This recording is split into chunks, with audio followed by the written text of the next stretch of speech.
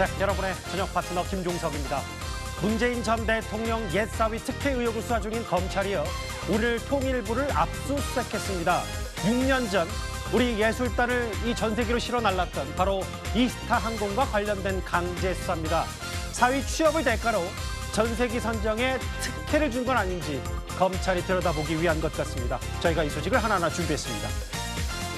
네, 그리고 오늘도 여러분 댓글 기다립니다. 뉴스타트 유튜브 생방송에 의미 있는 댓글 남기시면 저희가 소개도 하고 질문도 받아보겠습니다. 멀리 가지 마십시오. 1분 뒤에 바로 돌아옵니다.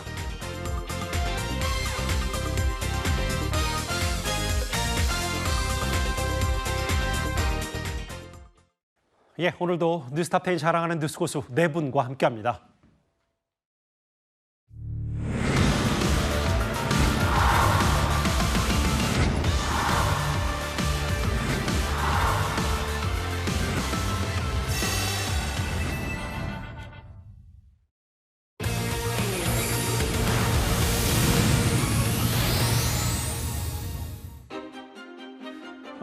김포 공항에서 평양 순환공항으로 가는 이 전광판의 사진과 문다혜 씨 얘기.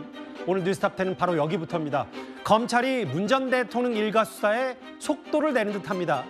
과거 사위였던 서모 씨의 타이 이사제 특혜 채용 의혹을 수사 중인 검찰이 얼마 전에는 문재인 정부에서 통일부 장관을 지냈던 조명균 전 장관의 거주지도 압수수색한 바 있는데요. 오늘 추가 압수수색은 우리 예술단을 실어 날랐던 그 방북 전세기와 관련이 있습니다. 잘 다녀올게요. 좀 긴장되기도 하고요. 네, 그래서 스태프들도 많고 그리고 또 선배님들도 많고 하니까 뭐 연습들도 잘 인도해 주시고 하셨으니까 잘 다녀오겠습니다. 기분 어떠세요 지금? 뭐 좋습니다. 여러 가수분들하고 같이 가니까 또 즐겁고 좋습니다. 비행기는 방금 평양에 도착했습니다. 손님 여러분, 다시 한번 저 이스타항공과 함께 해주셔서 대단히 감사합니다. 평양에서 시간이 여러분들의 마음에 뜻깊은 기억으로 간직되시길 바랍니다. 보신 그대로 정확히는 6년 전 2018년 봄이었습니다. 아시는 것처럼 문재인 정부 때 우리 예술단, 가수, 여러 유명한 네로라는 가수들이 포함된 예술단이 북한 평양에서 공연을 한 적이 있는데요. 대북 제재로 평양에 갈 비행기를 바로 못 구했었는데 미국에 취향하지 않은 이스타 항공이 김포공항에서 평양 순환공항으로 전세기를 띄운 겁니다. 호준석 대변인님. 네네. 그러니까 크게 보면 왜 비교적 저가 항공사인 이스타 항공, 대형 항공사가 아닌 소규모 항공사의 전세기를 내준 게 이상직 전 의원 특혜 혹은 과거 사위 특혜와 관련이 있다는 얘기입니까? 그런 의심이 강하게 드는 거죠.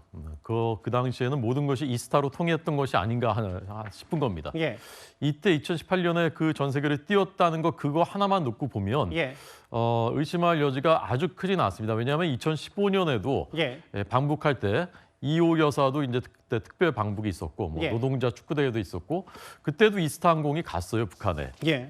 그렇기 때문에 그 연속선상에 있는 것으로 이제 볼 수 있는 여지도 있는데. 문제는 이 같은 시기에 이상직 이분이 중진공 이사장으로 취임을 했던 바로 그 시기란 말입니다. 그리고 몇 달 뒤에는 바로 그 문재인 전 대통령의 사위가 타이스타젯에 전무로 취업을 했죠. 중진공 이사장은 연봉이 2억 원이 좀 넘는 자리인데 연봉보다도 더 중요한 것은 올해의 경우에는요, 이 중진공이 운영하는 정책 자금이 10조 원이 넘습니다. 예. 어마어마한 돈을 주무를 수 있는 자리인 것입니다. 그런 자리로 인사 실무자들은 부적격하다고 했는데 저 이상직 의원이 갔고 그때 이스타 항공은 전세기를 또 띄워서 북한 가는데 앞장을 섰고 그다음에 2019년 그 다음 해에는요. 관광 수요가 많은 중국과 싱가포르 같은 알짜배기 노선들이 한국 노선들이 이스타 항공에 또 배정이 됩니다. 이것도 이제 수사 중입니다. 그런데도 불구하고 이제 적자에서 벗어나지 못하니까 2020년에는 제주항공으로 매각이 됐는데 여기에서도 또 특혜가 있었던 것이 아닌가 이것도 의심하고 있거든요. 그러니까 이런 일련의 흐름 속에서 저 부분을 의심하지 않을 수 없는 그런 지경에 이르는 것이죠. 예. 다시 볼까요? 평양올림픽, 평창, 정확히는 평창올림픽, 동계올림픽 공동 입장했던 남북. 그리고 그 이후에 평양 공연에 합의를 했고 이 전세기를 타고 방북하는 바로 전 시점에 이상직 전 의원이 중진공 이사장으로 취임을 합니다. 그리고 그 이후에 문 전 대통령 사위가 이 해당 사실상 이상직 전 의원이 소유하고 있는 이 타이이스트에 대해 전무이사로 취업한다. 근데 장윤주 변호사님, 그러니까 상식적으로 뭐 다른 물품들은 다 대형항공사인 대한항공을 썼고 왜 예술단을 실어 나를 때는 이스타항공을 썼냐? 검찰이 이걸 들여다보고 싶었고 오늘 법원이 압수수색 영장을 발부한 것도 그것 때문일 거예요. 그렇죠. 검찰 입장에서는 아무래도 전세기로 선정되는 부분에 있어서 이스타항공에게 특혜가 주어진 것 아니냐 이 부분을 의심하는 것으로 보입니다. 말씀 주신 것처럼 뭐 다른 방송 장비라든지 이런 부분들은 화물 수송으로 해서 대한항공이 맡았다라는 부분도 지금 나오고 있기 때문에 그렇다면 왜 전세기 부분만 이스타항공에 주었냐라는 것이 검찰의 의심의 포인트인 것 같긴 합니다. 예. 다만 통일부에서는 2015년도에 남북 노동자 통일 축구 대회에서 방북 전세기를 띄운 경험이 있었기 때문에 선정을 했다라는 이야기도 나오고 있거든요. 그렇기 때문에 검찰이 의심은 할 수 있겠지만 이것은 증거로 입증이 돼야 되는 것이기 때문에 단순히 정황상 특혜를 준 것 아니냐라는 의심만으로 사실 이 모든 것을 단정하기는 어려울 것 같고요. 예. 다만 이스타항공이 당시에 왜 방북 전세기로 선정될 수 있었는지 그런 부분들이 좀 더 사실관계가 구체적으로 나온다라고 한다면 이것을 단순히 문재인 전 대통령의 전 사위의 채용과 바로 연결짓는 특혜다라고 보기는 어려울 수 있겠다라는 생각도 들고 예. 사실 이런 부분만 가지고 계속 수사가 진행되고 이런 수사 초기 단계에서 언론 보도가 확대되기 시작한다라고 한다면 야당 입장에서는 지금 현재 여권 내가 국면이 굉장히 어려워지는 상황인데 이런 국정상 좀 난맥상들을 국면 전환을 위해 수사를 확대하는 것 아니냐 이런 의심도 가져볼 수 있을 것 같습니다. 근데 다만 장 변호사께 법조인이시니까 이게 오늘 재판 그러니까 법원이 조명균 전 통일부 장관의 거주지 압수수색 영장도 발부했고 오늘 통일부의 압수수색도 정부 당국의 압수수색도 발부한 것도 나름 왜 이스타항공을 전세기로 선정했는지에 대해서 들여다볼 부분이 있다. 법원은 그렇게 판단한 건 아니겠습니까? 일단 압수수색을 했다는 건 검찰이 영장을 청구하고 법원이 영장을 발부했다라는 것이기 때문에 나름대로 법적인 절차를 거쳐가는 강제 수사인 것은 분명합니다. 예. 다만 이 수사 과정을 통해서 밝혀내야 되는 것은 이스타항공이 당시에 전세기로 특정이 됐을 때 그것이 단순히 특혜가 아니라 어떤 적법한 근거가 있었는지 이런 부분까지도 함께 확인이 돼야 될 것 같습니다. 그러게요. 검찰이 주목하는 건요. 보시는 그대로 통일부가 방북 전세기를 이스타항공으로 선정한 이 시점입니다. 전후로 해서 이상직 전 의원의 중진공 이사장 취임과 과거 사이의 취업, 특혜 이런 의혹까지도 좀 거슬러 봐야 되는 거 아니냐. 그런데 당시 이스타항공의 임원이 직원에게 상황을 설명하는 녹음 파일이 하나 있습니다. 부모님만 주는 거가 어떻게 된 거냐? 청와대에서 나한테 전화하고 난리인데 뭔 일이야? 보고만 하는 겁니다. 공급 단위 얼마 되니? 만약에 사고 나면 1,000억 대죠? 회사 망하는 거지. 보험이 안 됩니다. 야, 알았다. 그리고 청와대 잘 설명해라. 저 녹음 파일이에요. 제가 있는 그대로 한번 읽어보겠습니다. 당시 이스타항공의 임원이 뭐라 그랬냐면 이상직 전 의원님에게도 전화해봐. 전화와. 청와대에서 전화하고 난린다. 무슨 일이야? 이 무보험으로 하는 거다. 사고 나면 1,000억 대고 회사 망하는 거다. 보험 안 된다. 청와대에 잘 설명해라. 대략적으로는 무슨 말인지 알겠는데 이게 어떤 위험 신호를 내포한다고 보세요? 그러니까 비행기가 사실은 이제 이륙하게 돼서 여객을 운송하게 되면 만에 하나 사고가 나면 이제 보험 지급이 돼야 되잖아요. 보험 안 그러면 회사가 다 책임을 지게 되거든요. 그 보험 가입이 안 돼서 만약에 사고 발생 시에 회사가 지급해야 할 보험금이 한 1,000억 원 정도 손해배상금이 예상이 된다는 겁니다. 그러니까 보험이 가입이 안 되니까 이륙을 못 하고 있었던 거죠. 그런데 아마 이제 청와대나 아니면 이상직 전 의원, 국토부 공무원 등이 전화 와서 이륙해라. 이렇게 돼서 이제 이륙을 했던 것 같은데 문제는 뭐냐면 그 뒤에 해명이 사실 통일부나 국토부에서는 그 당시에 남북협력기금에서 보증서를 줬기 때문에 회사에 손해가 없을 것이다, 문제가 없다라고 해명을 했었는데 알고 보니까 저 녹취록을 보니까 그 당시에 그것이 거짓 해명이 아닌가. 그러니까 결국은 비행기를 이륙하고 나서 뒤늦게 보증서가 발급된 게 아닌가 이런 의혹이 있는 것이고 아까 이제 주신 말씀들처럼 사실은 이스타항공이라는 것이 저렇게 북한을 가게 되면 상당한 특혜를 얻어요. 왜냐하면 이 당시에는 이미 이스타항공이 1월 달부터 해서 해외 노선을 다 뚫었거든요. 일본도 2 노선이 뚫렸고 중국도 이제 개항이 됐단 말이에요. 그렇다면 저가항공 입장에서 보면 이게 국가적으로 유명 인사들이 타고 가게 되면 안전하다 이런 게 하나 생기는 거고요. 두 번째는 이제 수요 창출이 됩니다. 그렇기 때문에 저 당시 인터뷰를 보더라도 당시 대표가 상당히 저 부분을 자랑했던 인터뷰 내용이 나와요. 그러니까 저거는 특혜가 아니냐. 다시 말하면 원래는 선정되지 못할 항공사가 예. 여러 가지 특혜라는 것은 이 공무원법으로 저희가 해석을 한다면 직권남용인 것이죠. 이 업체를 선정해라고 혹시 압력을 받아가지고 선정한 것이 아닌가라는 의혹이 있는 것이죠. 그러니까 이제 이런 부분일 거예요. 당시에 이제 뭐라 그랬냐면 왜 이스타항공을 평양 순안공항으로 가는 전세기로 띄웠냐라고 했을 때 과거에 그로부터 3년 전에 방북 전세기 선정 경험이 있고 뭐 비교적 가격이 뭐 저렴하기 때문에 이걸 정부 당국이 특별 전세기로 선정했다고 하는데 앞서 다시 그 녹음 파일 얘기를 보겠습니다. 김진욱 대변인.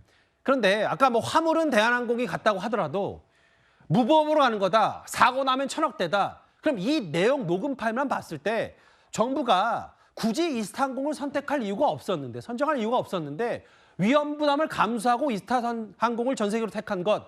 이게 바로 특혜 아니냐. 이상직전 내용 관련된 게 아니라 이게 검찰의 시각이거든요. 저거는 반만 알고 반을 몰라서 하시는 말씀이에요. 왜냐하면 미 재무부가 대북 독자 제재라는 걸 있습니다. 예. 거기에 보면은 북한에 다녀온 항공기는 180일 동안 미국 본토 내에 입항을 할 수가 없게 되어 있어요. 예. 그 대북 제재가 예정되어 있다면 그 아무도 그 항공사들은 거기를 북한을 못 가게 되는 거죠. 예. 그래서 급하게 이제 가기는 가야 되고 가야 되는 날짜는 정해져 있는데 대한항공이나 아시아나 같은 경우에는 이미 예정되어 있는 스케줄들이 있고 6개월 동안 한 번 북한을 갔다 온 예. 항공기가 미국 본토를 들어갈 수 없다면 손해가 너무나 크니까 다른 데에서는 이제 망설인 것이고 당시에 이스타 항공 같은 경우에는 저 항공기가 미국 입항 예정이 없었기 때문에 이제 가능했다. 만약에 저기서 가려고 한다면 이 대북 제재 예외 인정을 받아야 됩니다. 그 대북 제재 예외 인정을 받는 게 이렇게 쉬운 건 아니에요. 예. 그 2018년도 1월 달에 예. 우리가 이제 평창 동계 올림픽을 앞두고 이 동계 훈련을 하기 위해서 마식령 스키장을 간 적이 있습니다. 예. 그때도 이 아시아나 항공이 그땐 갔는데 예. 굉장히 급하게 불과 이틀 전까지만 해도 이 대북 제재 예외를 인정받지 못할 수도 있다라는 것 때문에 육로로 방북해야 되는 거 아니냐라고까지 얘기가 나왔었는데 이틀 전에 미국이 이 예외를 승인을 해주는 바람에 예. 그래서 비행기가 이제 이륙을 할 수 있었던 그런 상황도 있었거든요. 예. 그래서 지금 말씀을 나오는 거 보면 무조건 이스타 항공에 특혜를 주기 위해서 예. 이스타 항공을 선정한 것이다라고 하는데 예. 이 비행 업계의 관행이라든지 아니면은 미국 입항이라든지 이런 여러 가지를 감안해 봤을 때 여유분이 있는 항공사를 선택할 수밖에 없었고 거기에 이스타 항공이 적합한 항공사로 되었기 때문에 저런 조금 약간 보험이라든지 이런 부분이 알겠습니다. 좀 부족한 부분이 있었지만 그럼에도 불구하고 취향을 할 수밖에 없었던 것이다. 이런 사안이 있었다는 걸 말씀드려야 될 것 같아요. 그 한마디만 더 하면 사실은 이제 맞는 말씀인데 예. 그 당시에는 이미 정부에서는 다 완료를 했어요. 협의해가지고 예. 대북 제재 예외로 하기로 합의했다. 예. 이런 언론 발표가 있을 정도로 그 부분에 대해서는 아무런 문제가 없던 상황이었기 때문에 예. 그것과 관련돼서 뭐 미국에 취향을 하지 않은 항공사기 때문에 그것 때문에 선정됐다. 이것은 조금 납득하기 어려워요. 그러니까 이제 당시 예. 그 정부의 발표를 보면 예. 정부가 대한항공, 아시아나, 이스타 세 곳에 다 제안을 했다라는 게 다 기사에 나와 있습니다. 예, 그러니까 대형 항공사, 비교적 대형 항공사인 이제 대한항공과 아시아나항공에는 정부가 어느 정도 선정 과정에서 후보군을 추려놨었는데 결국 이스타 항공이 최종적으로 전세기 선정에 낙점이 됐고 뭐 이런 부분까지 있으면 검찰이 이 부분도 아마 과거 사위 특혜 채용 의혹과 혹은 여러 가지 연장선상에서 이게 문재인 대통령, 현직 대통령 관련된 특혜와 관련이 있는 거 아니냐 그런 물줄기를 좀 보려고 하는 것 같아요. 오늘 통일부의 압수수색 강제 수사. 여당은요 오늘 어떤 얘기가 나왔냐면 오늘 국회 운영위가 있었는데 국정감사 증인으로 문다혜 씨 등을 증인으로 요구했다가 받아들이지 않았습니다. 국민의힘 오늘 이렇게 반발했습니다. 존경하는 박성준 간사님께서 현 정부는 윤석열 정부고 윤석열 정부를 국정감사하기 위해서 국민의힘에서 신청한 정인을 채택하지 않았다는 말씀에서 제가 지난번 문재인 정부 때도 운영위원을 했습니다. 문재인 정부 운영위원 할 때도 더불어민주당이 다수당이었죠. 그때 우리 야당일 때 정인 신청했을 때도 하나도 들어주지 않았습니다. 김정숙 여사의 샤넬 자켓은 어디로 갔는가? 문재인 대통령의 사인은 어떻게 해서 이스타에 취직을 했는지 거기에 대해서 채용 비리는 있었는지 없었는지 그것도 알릴 필요도 있고 알 필요도 있는 겁니다. 그래서 국민의힘에서 그런 정인 채택을 했음에도 불구하고 여러분들은 하나도 채택해 주지 않았습니다. 그러니까 전직 통일부 장관의 거주지를 압수수색한 것도 통일부를 압수수색한 것도 그 통일부가 이스타항공을 위해서 움직였다는 게 문재인 전 대통령의 과거 직무와 연관이 돼 있는 거 아니냐. 그럼 특혜 뭐 이런 부분도 검찰이 들여다봐야 일가 수사가 좀 되지 않겠냐고 해서 압수수색을 한 거거든요. 다음 화면을 보겠습니다.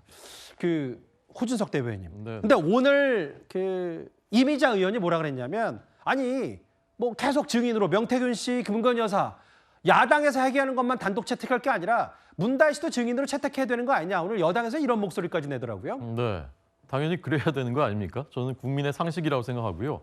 우리가 그 헌법에 규정되어 있는 탄핵의 요건에도요. 예. 대통령의 재임 중에 헌법이나 법률의 위반 그리고 헌재의 그 판례에는 중대한 위반 이렇게 돼 있는 것이지 않습니까? 예. 그런데 우리가 도이치모터스 주가 조작 사건 이거 철저히 수사해야죠. 그리고 법대로 처리해야 됩니다. 예. 그렇지만 이 도이치모터스 주가 조작 사건은 김건희 여사가 대통령과 결혼하기도 전에 일이었습니다. 대통령의 재임 중의 그 업무와는 전혀 일도 상관이 없는 것입니다. 그럼에도 불구하고 이것도 철저하게 수사하라는 것이 저희의 입장입니다. 그런데 지금 이 사건은요. 이게 뭐 옛날 얘기가 아니지 않습니까? 2018년 불과 6년 전의 일입니다. 그리고 예. 문재인 대통령께서 재임하실 때 있었던 대통령 재임 중에 혹시 뇌물을 받은 것이 아닌가, 뇌물 또는 제3자 뇌물 혐의가 짙게 의심되는 이런 사건입니다. 이거 지나간 전 정권 일이니까 덮자고 하면 동의할 수 있는 국민이 과연 몇 분이나 되겠습니까? 이게 앞으로의 우리의 법치주의의 스탠다드가 되는 것인데요. 그래서 국정감사를 하겠다, 근데 증인조차 채택 못한다, 이곳은. 그러면서 이제 온갖 의혹, 그냥 그 루머에 불과한 것까지 다 증인으로 채택하는 거대 야당의 입법부에서의 폭주는 이것은 역사에 기록될 것이라고 생각합니다. 그 오늘 뭐 야당에서는 지금 뭐 문재인 정부 국정감사하냐고 했고 다만 야당은 아마 저희 채널의 단독 취재 내용으로 문재인 전 대통령과 문다혜 씨를 빼고 김건희 여사와 명태균 씨를 증인 이렇게 단독 채택을 추진하겠다 뭐 이렇게 얘기하고 있으니까요. 아마 여야의 공방도 꽤 거세질 겁니다. 검찰은 이것 말고도요. 문다혜 씨가 태국에 머물 당시에 경호원을 통해서 수천만 원의 뭉칫돈을 이른바 환치기 수법으로 국내에 송금한 정황을 파악한 걸로 알려졌습니다. 오늘 국감에서도 이 문제가 나왔습니다. 파파계라고 혹시 들어보신 적 있어요? 예, 못 들어봤습니다. 이게 요즘 유행하는 겁니다. 파도 계담이라고. 예, 이게 지금 문다혜 씨 관련입니다. 청와대 실질적으로 거주했던 문다혜 씨가 지금 태국에 머물던 시절입니다. 문재인 전 대통령 당시죠. 청와대 경호원을 통해서 태국 현지 환치기 그 업자를 컨택해서 국내로 원화를 드린 것입니다. 실질적으로 탈세나 돈 세탁 할 때 가장 많이 쓰는 수법 아닙니까?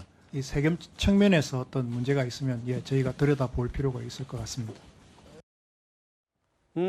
검찰이 들여다보고 있는 또 다른 하나, 바로 경호원을 통한 이른바 환치기.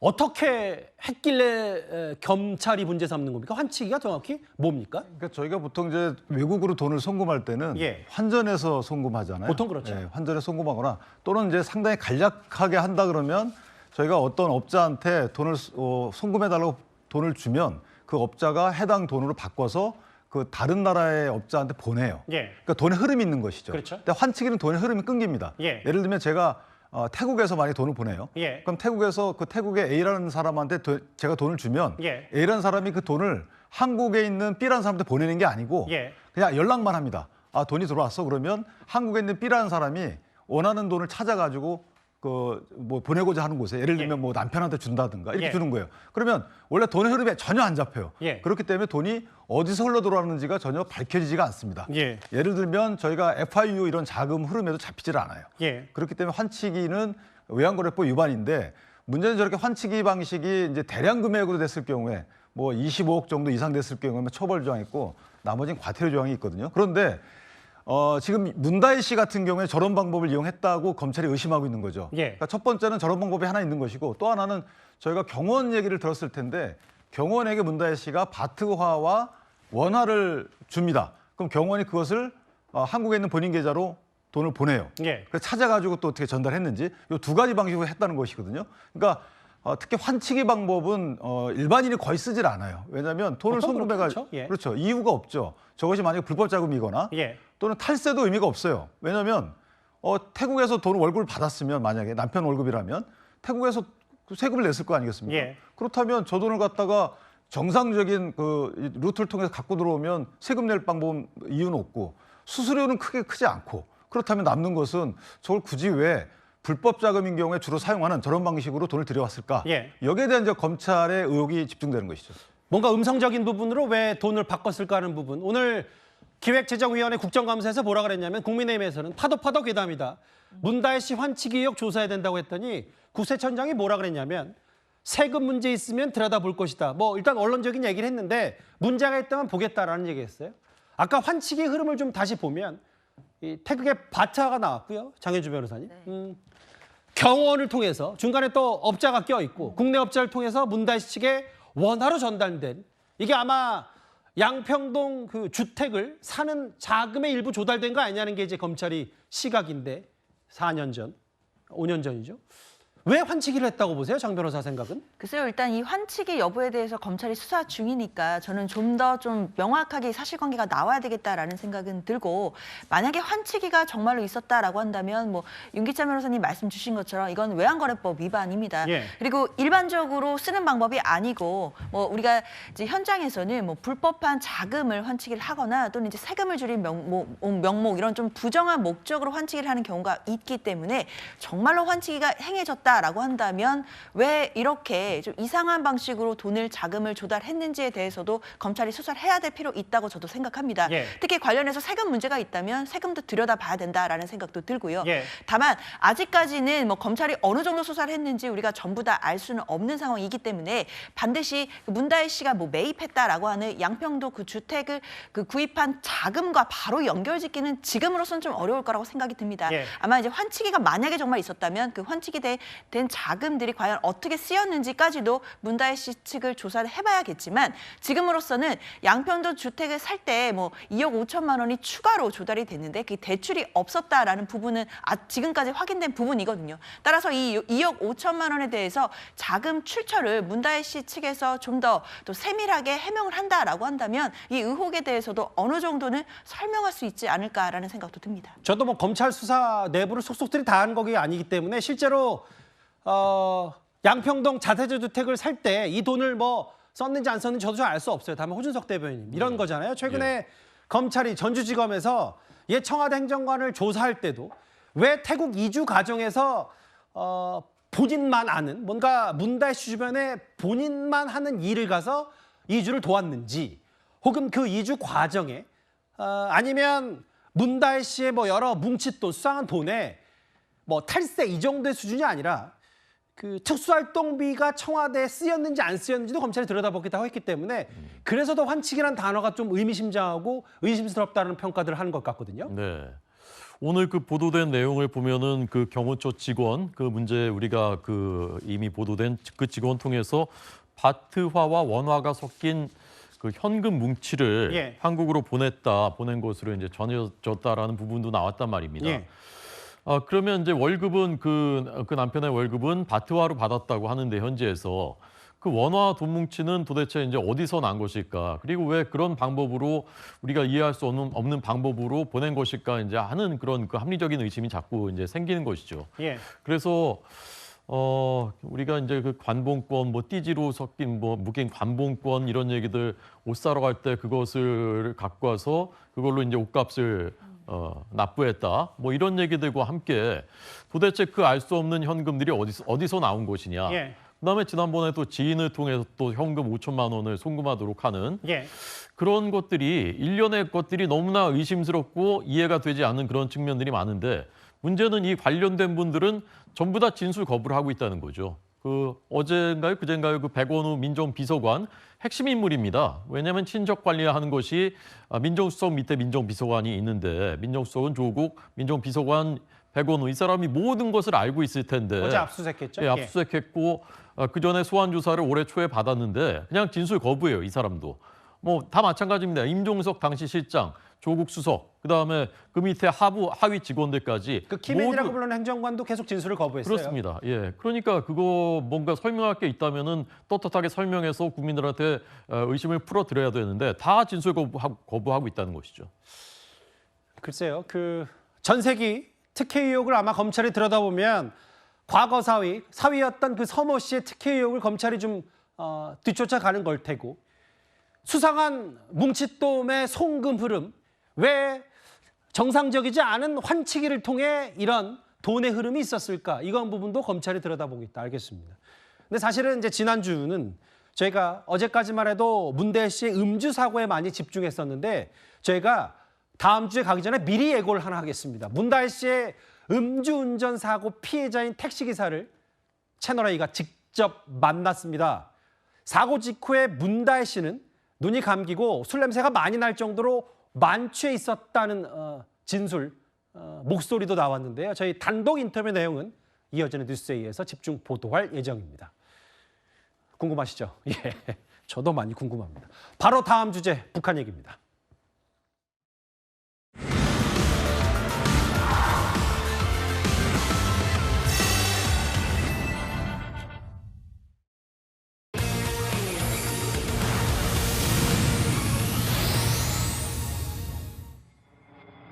예, 뉴스탑10이 뽑은 또 다른 상위권 이슈로 가볼까요? 저희가 준비한 2위입니다.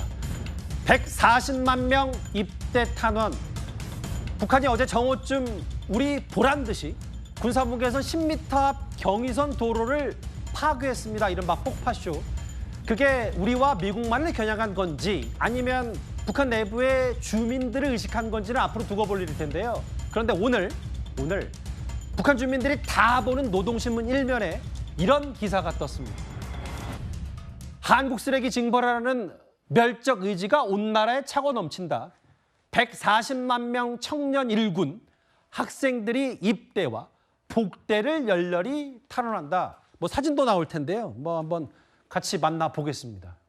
이런저런 사진들입니다. 바로 저렇게 오하열을 마친 북한 청년들이 너도 앞다퉈서 오른손에 펜을 들고 나 입대 다시 할래 혹은 입대 빨리 할래 라는 외침, 입대 탄원서를 적는 노동신문 1면 사진. 김금엽 보좌관님, 가장 먼저 어떤 생각이 드셨나요? 이 뉴스를 보고 계시는 우리 국민들께서는 조금 당황하실 수도 있을 것 같습니다. 140만 명이나 입대를 했다고.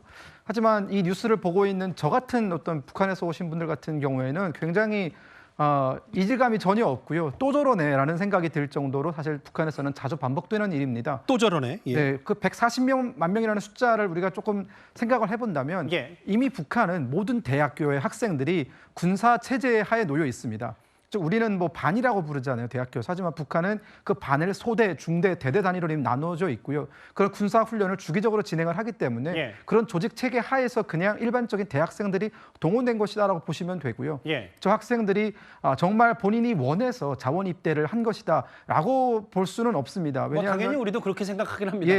만약 저기에 서명을 하지 않으면 그 사람의 대학 생활에 상당히 피곤해지거든요. 그 다음부터는 왜 조직 생활에 참여하지 않느냐 이런 등등의 사상적인 문책을 당할 수 있기 때문에 어쩔 수 없이 끌려 나온 것이고요. 이미 북한은 저런 체계를 한 40년, 50년 넘게 그 대학교에서 유지를 하고 있기 때문에 그렇게 새로운 일은 아닙니다. 그러니까 저게 사인은 하고 다 저런 것들이 연출된 거라는 게 사인을 하나하나 어차피 군대를 가거나 다시 갈 수 있을 수밖에 없는 상황이기 때문에 140만 명이라는 숫자에 근데 이 140만 명은 어떻게 헤아려진 거예요, 그러면? 저 140만 명이라는 숫자는 기본적으로 북한에서 대학교 공부를 하고 있는 대학생들 그리고 중학교 지금 고급 중학교라고 해서 그런 3학년 학생들 우리 표현으로 하면은 고등학교 한 3학년 학생들은 이제 저기에 서명을 할 수 있고요. 기타 등등의 어떤 돌격대라든가 건설 현장에 동원되는 청년들도 일단은 낮에는 돌격대복을 입고 일을 하다가 밤에는 저런 데 사인을 하면 되는 겁니다. 사실 그렇게 우리가 심각하게 생각할 문제는 결코 저희도 아닙니다. 심각하게 생각을 안 하는데 보면 근데 저 사진 저렇게 사람이 많은데 테이블을 몇 개 더 놨으면 좋았을 텐데 막 그 앞다퉈서 막 탄원서를 쓰는 모습처럼 비춰지는 모양새도 분명히 있는 것 같아서 김금엽 보좌관께 하나 더요. 왜냐하면 저희가 며칠 전에 출연하셨을 때 직접 여기 뉴스탑10에 나오셨을 때 저희가 북한의 명문 두 대학이 있잖아요. 김일성대와 김책 공업대. 김책 이 대학교 두에서 다시 입대를 하는 열풍도 분다고 했을 때 아니 김일성대 출신들은 원래 군 면제인데 왜 이런 걸 하냐.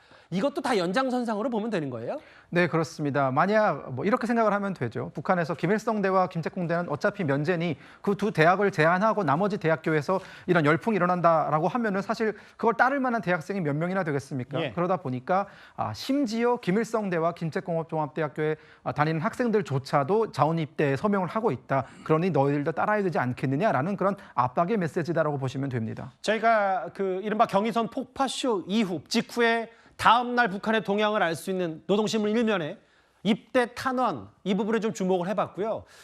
경의선 폭파에 대해서 좀 더 구체적인 정황들이 오늘 또 새롭게 알려졌습니다. 현대식 장비가 아니라 북한군이 삽과 곡괭이로 이런 다이너마이트를 구덩이로 묻은 건데요. 먼저 우리 정부의 목소리 듣고 와서 자세한 얘기를 좀 해보겠습니다. 북한의 경의선, 동해선, 북측 구간 남북 연결도로 폭파는 남북 합의의 명백한 위반이며 이는 4년 전 남북 공동연락사무소를 하루아침에 일방적으로 폭파시켰던 행태를 다시 한번 보여준 것으로 북남 공동연락사무소가 6월 16일 14시 50분 요란한 폭음 속에 참혹하게 완전 파괴됐습니다. 역사적인 판문점 북남순회 회담의 성과물로 평가되어 왔지만 무명무능한 남조선 당국자들에 의하여 오늘날 쓸모없는 집으로 변해버렸습니다. 이게 지금 보면 불과 코앞에서 10m 앞에서 이제 폭탄을 터뜨려서 폭파쇼를 벌인 건데요. 이제 문성무 센터장님 여기 보면 현대식 장비가 아니라 뭐 드릴이나 뭐 어떤 여러 가지 것들이 아니라 삽과 곡괭이로 구덩이를 파두고 여기에 다이너마이트, TNT 폭약을 넣고 폭발을 시켰다는데 그럼 꽤 오랫동안 많은 북한 군인들이 준비를 한 셈이겠어요? 그럼요. 폭파하기 벌써 며칠 전부터 우리 군이 일거수일투족을 계속 파악을 하고 있었습니다. 북한군 총참모부가 이미 보도를 했었죠. 예. 그게 9일이었고요. 그 이후에 이런 움직임을 계속 우리 군이 포착을 했고 보도를 했습니다. 폭발할 가능성. 그래서 오늘이라도 폭파할 수 있다 그랬는데 그날은 안 했고 다음 날 어제 이제 한 거거든요. 이게 지금 전 2002년 남북 실무회담 수석 대표를 하면서 이 도로 철도도로 추진하는 과정에서 실제 역할을 했는데 잠시만요. 그러니까 문성무 센터장께서는 직접 이 지금 폭파된 도로를 밟아보신 경험이 있으신데요? 그럼요. 여러 번 다녔고요. 실제 남북 합의에 의해서 만들어진 도로입니다. 그러니까 그때 당시 공사를 할 때 군사분계선 이남은 우리가 중장비를 동원해서 현대 장비로 빠른 속도로 작업을 하는데 북한은 저렇게 곡괭이 삽자루 들고 와가지고 작업하는 모습을 여러 차례 볼 수 있었거든요. 벌써 세월이 얼마나 흘렀습니까? 20년 가까이 세월이 흘렀는데 20년이 넘게 지금 바뀐 게 없어요. 지금도 저걸 폭파하기 위해서 곡괭이, 삽곡괭이로 구덩이를 파고 거기에 TNT를 묻고 다 수작업을 하는 이 상황이 북한이 발전이 전혀 안 되고 있다라고 하는 민낯을 보고 있습니다. 그러니까 한 200명이 투입돼서 오랜 시간 동안 이 삽과 곡괭이를 이용해서 팠다는데 그런데 이게 폭파쇼 하는 이유가 지금 아까 잠깐 화면에 나왔듯이 그 표지판 뒤로 뭐 굉음과 함께 엄청난 폭발을 내긴 했지만 저게 일부만 폭발을 했고 전면적으로 혹은 아예 완전히 끊어버리겠다는 도발 정도는 아니다는 평가가 있는데 왜 그런 얘기가 나오는 거예요? 그럼요. 그것도 군사분계선 딱 접경한 그 지점을 탁 해서 한 거거든요. 그리고 폭약을 묻고 거기에 흙을 다시 덮어서 폭약을 터뜨리는 순간 흙이 하늘로 치솟고 아마 제가 볼 때는 아마 연막탄 같은 것을 같이 넣어서 보여주기 효과를 극대화한 것이 아닌가 하는 생각이 드는데 이렇게 함으로써 우리 대한민국 국민들에게 이제 봐라. 우리는 무인기 소동 말로만 참변, 멸적하는 것이 아니고 이렇게 행동으로 보여줄 수 있어. 이런 이 보여주기식 선전식이고요. 사실은 이미 작년 연말부터 끊임없이 철도도로를 차단하기 위한 조치를 해왔는데 굳이 날짜를 딱 택해서 이렇게 한 것은 보여주기식이었다 이렇게 생각합니다. 그러니까 이제 합참이 비공개 브리핑에서 뭐라 그랬냐면 폭파했을 때 더 큰 비산 효과, 그러니까 막 모래바람, 모래폭풍 이런 거를 더 일으켜서 그럴듯하게 보이려는 의도지 경의선에 하나하나 촘촘하게 다 폭파한 건 아니다는 취지 얘기를 했기 때문에 그러면 이게 지난번 4년 전에 있었던 그 남북 공동 연락사무소 폭파 그때보다는 좀 더 수위가 낮췄다고 보시면 되는 겁니까? 저는 그때 상황과 지금 상황과 좀 차이가 있어요. 어떤 부분? 왜 그러냐면 그 연락사무소 폭파는요, 이 김여정이 우리 탈북단체의 대북전단을 시비 걸면서 그걸 폭발했거든요. 그러면서 무능한 남측의 무능한 정권에 대해서 실망을 했다. 그러면서 폭발을 시켰어요. 그러니까 그렇게 폭발을 함으로써 당시 문재인 정부가 성과로 자랑했던 그 성과에 아주 치명적인 타격을 주는 거고요. 그리고 그걸 내부에 보도를 했습니다. 그때 당시 보도를 한 이유는 뭐냐면 결국 주민들이 남북 대화하고 하면 좋아질 걸로 생각을 했는데 전혀 경제 상황이 안 좋아졌거든요. 이렇게 안 좋아진 이유는 우리 지도자가 잘못한 것이 아니고 남측 때문이다라고 하는 것을 보여주기 위해서 대대적인 그런 걸 했는데 이번 같은 경우는 이제 김정은이가 남북 관계를 교정국 관계를 했고 남북 관계를 끊어내겠다라고 하는 것을 행동으로 보여주는 그런 거기 때문에 내부 보도는 필요 없어요. 그 내부 보도를 하면 북한 주민들이 실망할 겁니다. 북한 주민들은 오히려 길이 열리고 남쪽으로부터 물자가 들어오고 자기들에게도 희망이 있어야 되고 그런데 끊었다 이걸 보도하는 것은 사실은 주민들에게는 별 좋은 반응을 얻을 수 없다는 그런 계산이 같이 깔려 있었다고 저는 봅니다. 그러니까 이번에 경의선 폭파쇼를 북한 매체가 내부 주민들에게 침묵하고 보도 안 하는 이유가 그런 부분이 있다. 그 옆에서 이제 문성무 센터장 말씀하실 때 김교 보좌관이 고개를 크게 끄덕끄덕 하셨는데, 근데 이 부분인 거예요. 이제 경의선은 일단 이렇게 동해선 남과 북을 잇는 육로는 이제 판문점밖에 남지 않은 셈인데 여기에 김규엽 보좌관님. 합참이 분석하기로는 콘크리트 장벽을 설치한다는 얘기가 있더라고요. 네, 그렇습니다. 현재 북한이 진행 중인 여러 가지 어떤 한반도 두 국가론을 실질적으로 만들어내기 위한 작업 중에 뭐 하나로서 우리 국민들께서 오래전부터 보고 계신 거죠. 북한이 비무장지대, 특히나 북측 지역에 이제 콘크리트 장벽을 세우고 있고 또 2중, 3중으로 철조망을 세우고 있는 작업을 하고 있습니다. 하지만 저는 북한이 그 DMZ 전체 지역에 걸쳐서 콘크리트 장벽을 완성할 수 있을 것이냐에 대해서는 조금 의문입니다. 왜냐하면 그 DMZ라는 것이 결국 뭐 직선 도로가 아니라 구불구불하지 않습니까? 그 지역에 모두 그 콘크리트 장벽을 세우는 데 드는 비용만 약 2조 가까이 듭니다. 뭐 1.8조 내지 2조 정도 든다고 하는데 북한에 그런 돈이 과연 있을까가 문제고요. 아까도 뭐 삭과 곡괭이로 뭐 다이너마이트 심었는데 사실은 콘크리트 하기가 쉽지 않겠죠. 네, 그렇습니다. 그런 콘크리트 장벽을 세우는 것은 결국은 중장비가 동원이 돼야 되는 일이고 그리고 단순 인력만 가지고는 할 수 없는 일입니다. 그리고 또 정말 많은 어떤 뭐 시멘트라든가 자재가 들어가야 되는데 북한이 과연 그걸 할 수 있는 능력이 있느냐가 첫 번째 의문이고요. 그리고 그런 실효성에 대해서 과연 북한이 얼마나 느끼고 있을지에 대해서도 결국은 콘크리트 장벽을 만드는 것은 북한 내 내부 인원이 한국으로 넘어가지 못하게끔 하는 것 아닙니까? 그런 과정에서 또 지뢰도 매설하고 있고 뭐 한 몇 개월 전에는 그 지뢰를 매설하던 작업에 동원되었던 병사 한 명이 또 우리 쪽으로 넘어오지 않았습니까? 맞아요. 결국 지금 북한이 만들고 있는 북한이 하고 있는 모든 행위의 초점은 북한 사람들이 한국으로 넘어가는 것을 막아내기 위한 그런 어떤 조치다라고 저는 보고 있습니다. 그러니까 이 내부 결속용보다는 이걸 폭파 장면 촬영 인원을 포착하고 일절 보도하지 않는. 근데 이제 콘크리트 방벽 얘기, 장벽 얘기를 하셔서요, 문 센터장님. 이게 실제로 뭐 비용도 비용이지만 이들에게도 별로 경의선, 동해선 대신 콘크리트 장벽을 설치하는 게 지금 바로 당장 당면한 과제가 아니라는 겁니까? 약간의 이것도 액션으로 봐야 되는 거예요? 그런데 이제 아마 경의선 1번 국도, 경의선 철도, 그다음에 7번 동쪽에 7번 국도, 동해선 철도 이 구간 이제 그것을 우리가 남북 간의 남북 관리 구역이라고 얘기를 했는데 그 관리 구역이요 그대로 놔두기가 어려워요. 왜냐하면 그게 얼마 전에 동쪽으로 동쪽 철길 그쪽으로 북한 군인이 귀순을 했습니다. 이걸 차단해야 되거든요.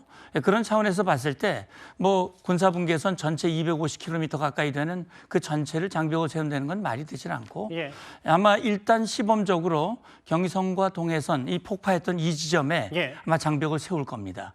거기에 장벽을 세우고 부대를 주둔시킬 가능성이 있어요. 거기에 부대를 주둔시켜서 그쪽으로는 일체 북한 군인이든 주민이든 그 통로를 사용할 수 없도록 그렇게 만들 겁니다. 그러니까 북한이 지금 전 전선에 보면 지난 봄부터 쭉 그 장벽, 지뢰 설치, 불모지 작업 이런 걸 전 전선에서 했거든요. 이거는 결국 우리 대한민국이 북으로 공격하는 걸 막기 위한 방어 조치가 아니라 북에서 남으로 내려오는 걸 막기 위한 그런 일련의 조치라고 보시면 됩니다. 탈북을 막기 위한 조치다.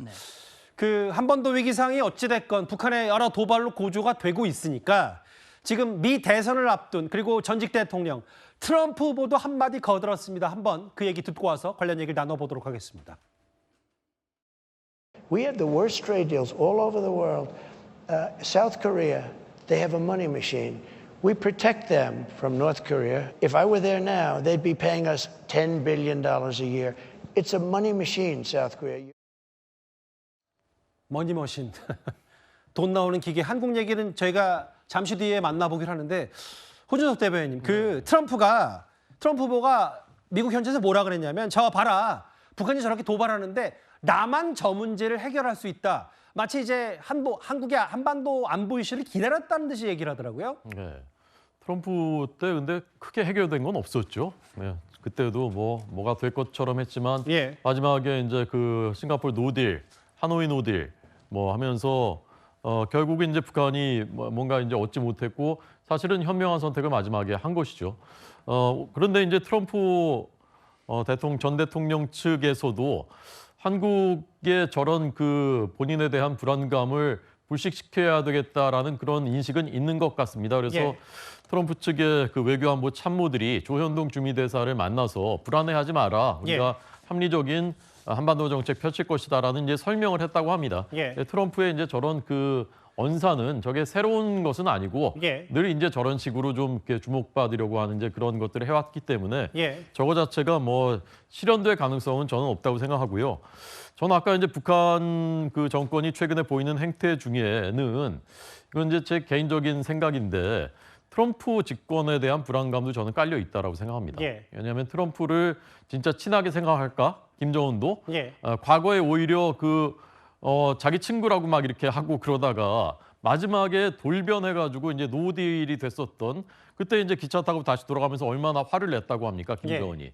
그래서 만약에 그랬을 때 오히려 트럼프가 더 극단적인 어떤 행동을 하거나 예측할 수 없는 그런 행동을 하지 않을까. 북한 체제, 김정은 체제 위협이 되는 그런 우려도 깔려 있지 않은가 저는 그런 생각을 해봅니다. 그런 얘기를 하면서 이제 방위비를 더 엄청나게 올려받겠다. 주한미군 주둔 비용을. 다만 우리 정부는 이런 가정을 향한 혹은 이런 예상에 대한 반응은 하지 않겠다고 우리 정부도 잘라 말했는데요. 머니머신 아니냐. 13조를 받겠다라는 얘기까지. 지금 잠시 뒤에 저희 뉴스탑 후반부에 또 해리스 후보와의 박빙승부 관련 소식도 준비되어 있으니까 그때 다시 트럼프 후보 만나보겠습니다. 아까 트럼프 후보가 러시아 얘기도 했고 북한 얘기도 했지만 최근 러시아가 북한이 주장하고 있는 우리의 무인기 도발에 대해서 확실히 북한 편을 들고 있습니다. 그런데 이런 러시아가 군인이 없으니까 우크라이나에 주둔하는 북한군 3,000명 부대를 편성했다는 보도도 나왔습니다. 정규군 파견 문제는 러시아와 북한의 어떤 거의 군사 동맹에 버금가는 상호 러브 협약을 맺고 있기 때문에 추가 파병을 할 가능성이 매우 높다. 저희들은 이렇게 보고 있습니다. Розвиток служби зовнішньої розвідки та ГУР щодо намірів росіян на осінь-зиму – все доволі детально, фактично включення у війну Північної Кореї. 우크라이나의 보도를 제가 한번 직접 읽어보겠습니다. 북한이 러시아에 10,000명을 파병했고 이 가운데 3,000명 규모의 특별대대를 조직했다. 그런데 북한군 18명이 우크라이나 국경 인근에서 집단 탈영을 했다. 김금엽 보좌관님. 일단 우크라이나 매체 얘기긴 한데 10,000명을 파병했다. 신빙성이 있다고 보세요? 저는 어느 정도 신빙성이 있다라고 보고 있고요. 그리고 북한군의 파병은 사실 러시아의 어떤 그 푸틴 대통령과 또 김정은 사이에 그런 자동군사 개입 조항을 맺어지는 그 협정이 맺어지는 그 시점부터 사실 어느 정도는 기정사실화 되어 있는 것이었고 이제 그것이 사실로 드러나고 있다라고 저는 보고 있습니다. 그런 항목 중에 우리가 중요하게 생각해야 되는 것이 두 국가 중에 하나라도 더 침공을 받게 된다면 즉각적인 군사 원조를 하게 되어 있는 그 항목 아닙니까? 사실 그 항목은 우리 입장에서는 만약 한국과 북한 사이에 어떤 여러 가지 국지전이 일어나게 될 경우 러시아의 파병이나 이런 것들을 논의를 했지만 그 반대편에는 러시아가 지금 전쟁을 하고 있기 때문에 북한군이 러시아가 싸우고 있는 그 전장에 파병될 가능성조차 열어놓은 것입니다. 그렇기 때문에 그 협정이 맺어진 시점부터 사실 북한군의 파병은 어느 정도는 기정사실화된 어느 정도는 수순에 따른 것이다라고 저는 보고 있고요. 그리고 10,000명 정도의 그 파병 인원이 다 전투 인원일 것이냐? 보도에 따르면 3,000명 정도가 대대급으로 만들어져서 이제 그 군사 활동에 들어가고 나머지는 공병으로서 어떤 지금 러시아가 불법으로 점거하고 있는 우크라이나 영토 내에서 그런 복구 작업이라든가 여기에 동원될 가능성이 상당히 높고 전투 인원은 우크라이나 언론이 밝힌 바와 같이 그 3,000명에 달하는 북한 군인들일 가능성이 있습니다. 그러니 어쨌든 정규군이 3,000명이고 공병까지 포함해서 여기 그 전장에서 수작업하는 사람들 10,000명까지 포함하면 북한 병력이 한 대략 100만 명 정도 봤을 때 꽤 많은 숫자가 지금 우크라이나에 파병이 된 건데, 근데 저희가 좀 주목했던 건 구체적인 숫자에 18명이 탈영했다. 실제로 이게 외화벌이 노동자나 북한군이 해외 주둔했을 때 이탈자가 상당히 많긴 많잖아요, 사실. 네, 그렇습니다. 근데 지금 이 북한군 18명이 지금 탈영을 했다라는 소식은 상당히 놀라운 일입니다. 예. 그리고 이 사실이 어떻게 공개가 되었냐면요. 우크라이나 군은 러시아 군의 어떤 여러 가지 무선 감청을 다 하고 있습니다. 아하. 그런 무선 감청 가운데서 지금 우크라이나 군이 발견한 사실입니다. 사실 이거는 러시아 군이 지금 그 숲속을 찾아다니고 있고요. 이 북한군 병사가 탈영을 했고 이들이 지금 이 숲속 어딘가에 있다라는 것을 지금 무선을 주고받은 내용을 예. 파악을 한 것이기 때문에 어디까지나 이것은 우리가 사실로 봐야 되고요. 아하. 하루빨리 이 18명의 병사가 우크라이나 군 진영으로 안전하게 갈 수 있기를 바라는 마음입니다. 이게 지금 사실은 우리가 그냥 경의선 폭파 또 쇼라고 치부할 게 그 정도의 수준이 아닌 게 문성부 센터장님. 이게 러시아가 계속 그 북한의 뒷배에서 여러 입김들을 불어넣으면서 북한을 지지하고 있고 폭파쇼뿐만 아니라 어쨌든 이 주둔한 우크라이나 주둔하는 북한 군인까지 이렇게 대거한다면 이 수순이 그냥 한반도 위기 상황에 그칠 건 아니기 때문에 여러 가지 우려들이 좀 나오는 것 같거든요. 네, 저는 김정은 입장에서는요. 러시아와 북한 간의 동맹을 완전히 쐐기 박으려고 하는 그런 의도가 있다, 저는 그렇게 봅니다. 네. 그러니까 이제 인력을 보내서 러시아를 위해서 피를 흘리는 결과까지 우리가 희생을 하고 러시아를 도와줬는데 러시아 푸틴도 나에게 내가 원하는 걸 달라 이렇게 하기 위한 과정이고, 또 인력을 파견했으면 그 인력에 대한 경제적 보상 또 군사 장비 기술적 지원이 틀림없이 있으리라고 생각을 합니다. 사실 그러면 지금 한반도 상황이 이렇게 고조되고 어려운데 북한이 과연 그렇게 많은 인원을 보냈겠느냐, 이렇게 의문점을 제기하는 분들이 계시는데, 사실은 긴장을 고조시키는 것은 불가니 북한 김정은이 일방적으로 긴장을 고조시키고 전쟁 분위기를 조성하고 있는 거거든요. 그러니까 한국과 북한이 공격을 할 일이 없는 것이고, 그렇기 때문에 김정은 입장에서는 뭐 10,000명 같으면은 북한의 120만 명 중에 120분의 1, 1개 사단 정도를 뽑아서 보내는 것인데 뭐 그 정도 보내는 거 김정은도 할 수 있으리라고 저는 보고요. 그런 차원에서 봤을 때 러시아와 북한 간의 불법 밀착이 한반도에 미치는 그런 불안한 상황들, 이런 것들을 예의주시하면서 우리 국제사회와 공동 대응을 해야 된다고 봅니다. 140만 명에 가까운 이제 북한 청년들이 탄원을 내고 있다. 군대에 입대하겠다는. 그리고 우크라이나에 파견된 10,000명의 북한군 얘기까지 하나하나 만나봤습니다. 한반도 위기 상황 얘기를 해봤다면 다시 국내 정치 이슈로 들어와 볼 차례입니다.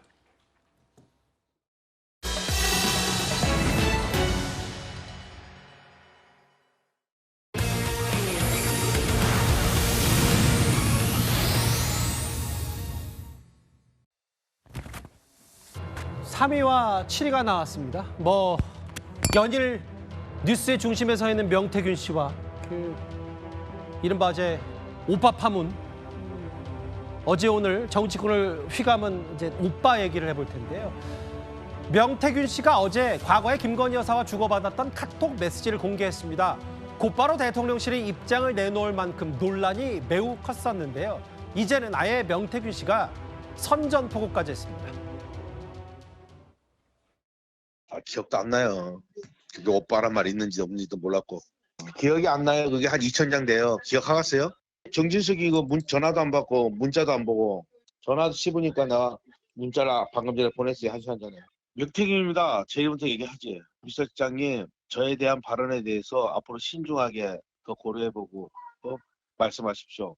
부탁드린다고 했겠지. 아니 사적 통화라며 그럼 공적 통화를 해야지. 체리 따봉 쫙 해갖고 내가 뭐 했는지. 특히 진짜 그 최고 중요한 것만 까도 한 200장 이상 넘을 건데.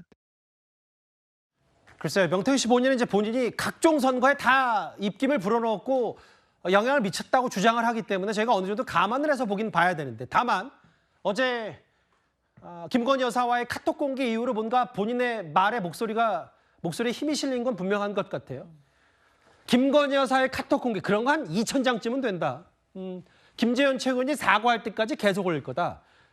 이런 사적 대회 말고 공적 대회도 올려줄까? 대통령이 체리 따봉하는 것도 있다. 송영우 대변인님, 선전포고를 하고 있습니다. 명태균 씨가. 그 명태균 씨의 말을 물론 액면 그대로 다 믿을 건 아니죠. 그런데 어쨌든 명태균 씨의 말을 잘 들어보면은 뭔가 더 나올 게 있다는 식으로 얘기하고 있다는 것은 분명합니다. 그렇다면은 이 지점에서 뭘 생각해야 되냐면은 예. 저는 대통령실에서 굉장히 선제적이고 총체적인 팩트 파인딩을 해야 된다고 생각합니다. 즉 사실관계를 명태균 씨가 공개하는 것에 대해서 파편적으로 대응을 할 것이 아니라 전체 사실관계 전모를 광범위하게 확인을 하고 예. 그다음에 사실은 선제적으로 국민들께서 이 사안 전체에 대해서 먼저 설명을 하는 것이 좋지 않을까라고 하는 개인적인 생각을 가지고 있습니다. 예. 그렇게 하면 사실 명태균 씨가 저렇게 폭로를 하겠다고 뭐 협박하는 식으로 하고 그다음에 하나하나 어떤 파편적인 내용들을 공개하면서 일종의 무기처럼 삼는 상황을 막을 수 있을 뿐더러 예. 더더군다나 그것을 선제적으로 국민들께 정직하게 설명하는 것이 국민들에 대한 도리이자 책무이기도 하다. 그런 생각이 듭니다. 그러니까 송영우 대변인 말씀을 하나 더 질문을 드리면 이게 뭐 예를 들어 볼게요.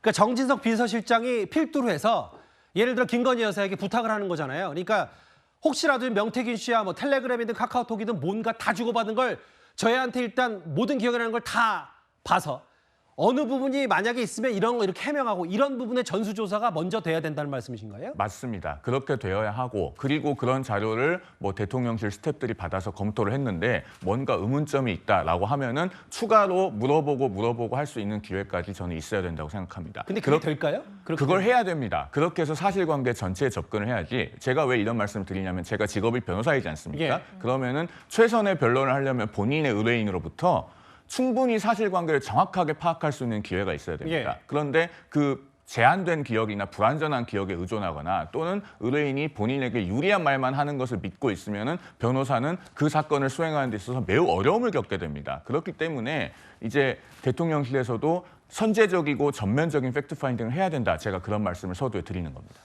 실제로 뭐 아예 체리따봉이라는 단어까지 써서요. 체리따봉하면 뭐 기억나시겠지만 과거 당시 이제 권성동 원내대표가 국회 본회의장에서 아마 뭐 이준석 대표 겨냥한 거겠죠. 내부 총질을 하던 당대표 바뀐이 달라졌습니다. 저 체리따봉. 근데 아예 명태균 씨가 대통령이 체리따봉하는 카카오톡 캡처본, 뭐 본인 카카오톡 메신지는 모르겠습니다만 이런 예고도 있다. 아까 뭐 대통령실에 완벽한 그러니까 사실관계를 다 전수조사한 다음에 대응을 해야 이게 지금도 어렵지만 수습이 될까 말까 하다는 취지로 얘기했는데요. 아까 김진욱 대변인. 근데 이제 뭐라 그랬냐면 이 말을 다 고지고대로 믿을 건 아닌데 김재현 전 최고위원 등 그러니까 김재현 최고위원 그러니까 친윤에서 누군가 사과할 때까지는 계속하겠다는 선전포고를 이게 어떻게 받아들여야 될까요? 완전히 명태균 씨 한 사람에게 지금 여권 전체가 농락당하고 있는 상황 아닙니까? 이런 상황이 참 보시는 국민들께서는 굉장히 답답하시기도 하고 또 어이없기도 할 텐데 지금 문제는 어제 명태균 씨가 달랑 카카오톡 대화 사진 한 장을 공개했을 뿐인데 지금 온 나라가 난리가 났습니다. 특히 대통령실과 국민의힘 지도부가 지금 벌컥 뒤집힌 상황 아닙니까? 그런데 어제 그 대화 사진 캡처된 대화 사진 한 장이 불과 여사님과의 대화 한 장이지만 이게 지금 그게 전체가 아니다. 그런 사진은 2,000장 정도 있고 특히 대통령실에서 이거는 그냥 사적인 관계이고 그다음에 뭐 오빠가 친오빠다라는 이런 신박한 아이디어를 제공하자마자 명태균 씨가 얘기를 해요. 나 대통령하고도 지금 문자 한 것도 있고 대통령께서 나한테 일 잘한다고 체리따봉 보내준 것도 있는데 이런 얘기를 하는데도 불구하고 오늘은 대통령실에서 아무런 지금 반응을 내고 있지 않습니다. 어제 명태균 씨가 저 사진을 올린 지 1시간 만에 대통령실 입장이 나온 것하고는 너무 다른 모습이죠. 예. 지금 아마도 당이나 대통령실에서는 방법이 없는 것 같아요. 그리고 아까 시작할 때 명태균 씨가 정진석 비서실장에게 선전포고하는 메시지를 보냈지 않습니까?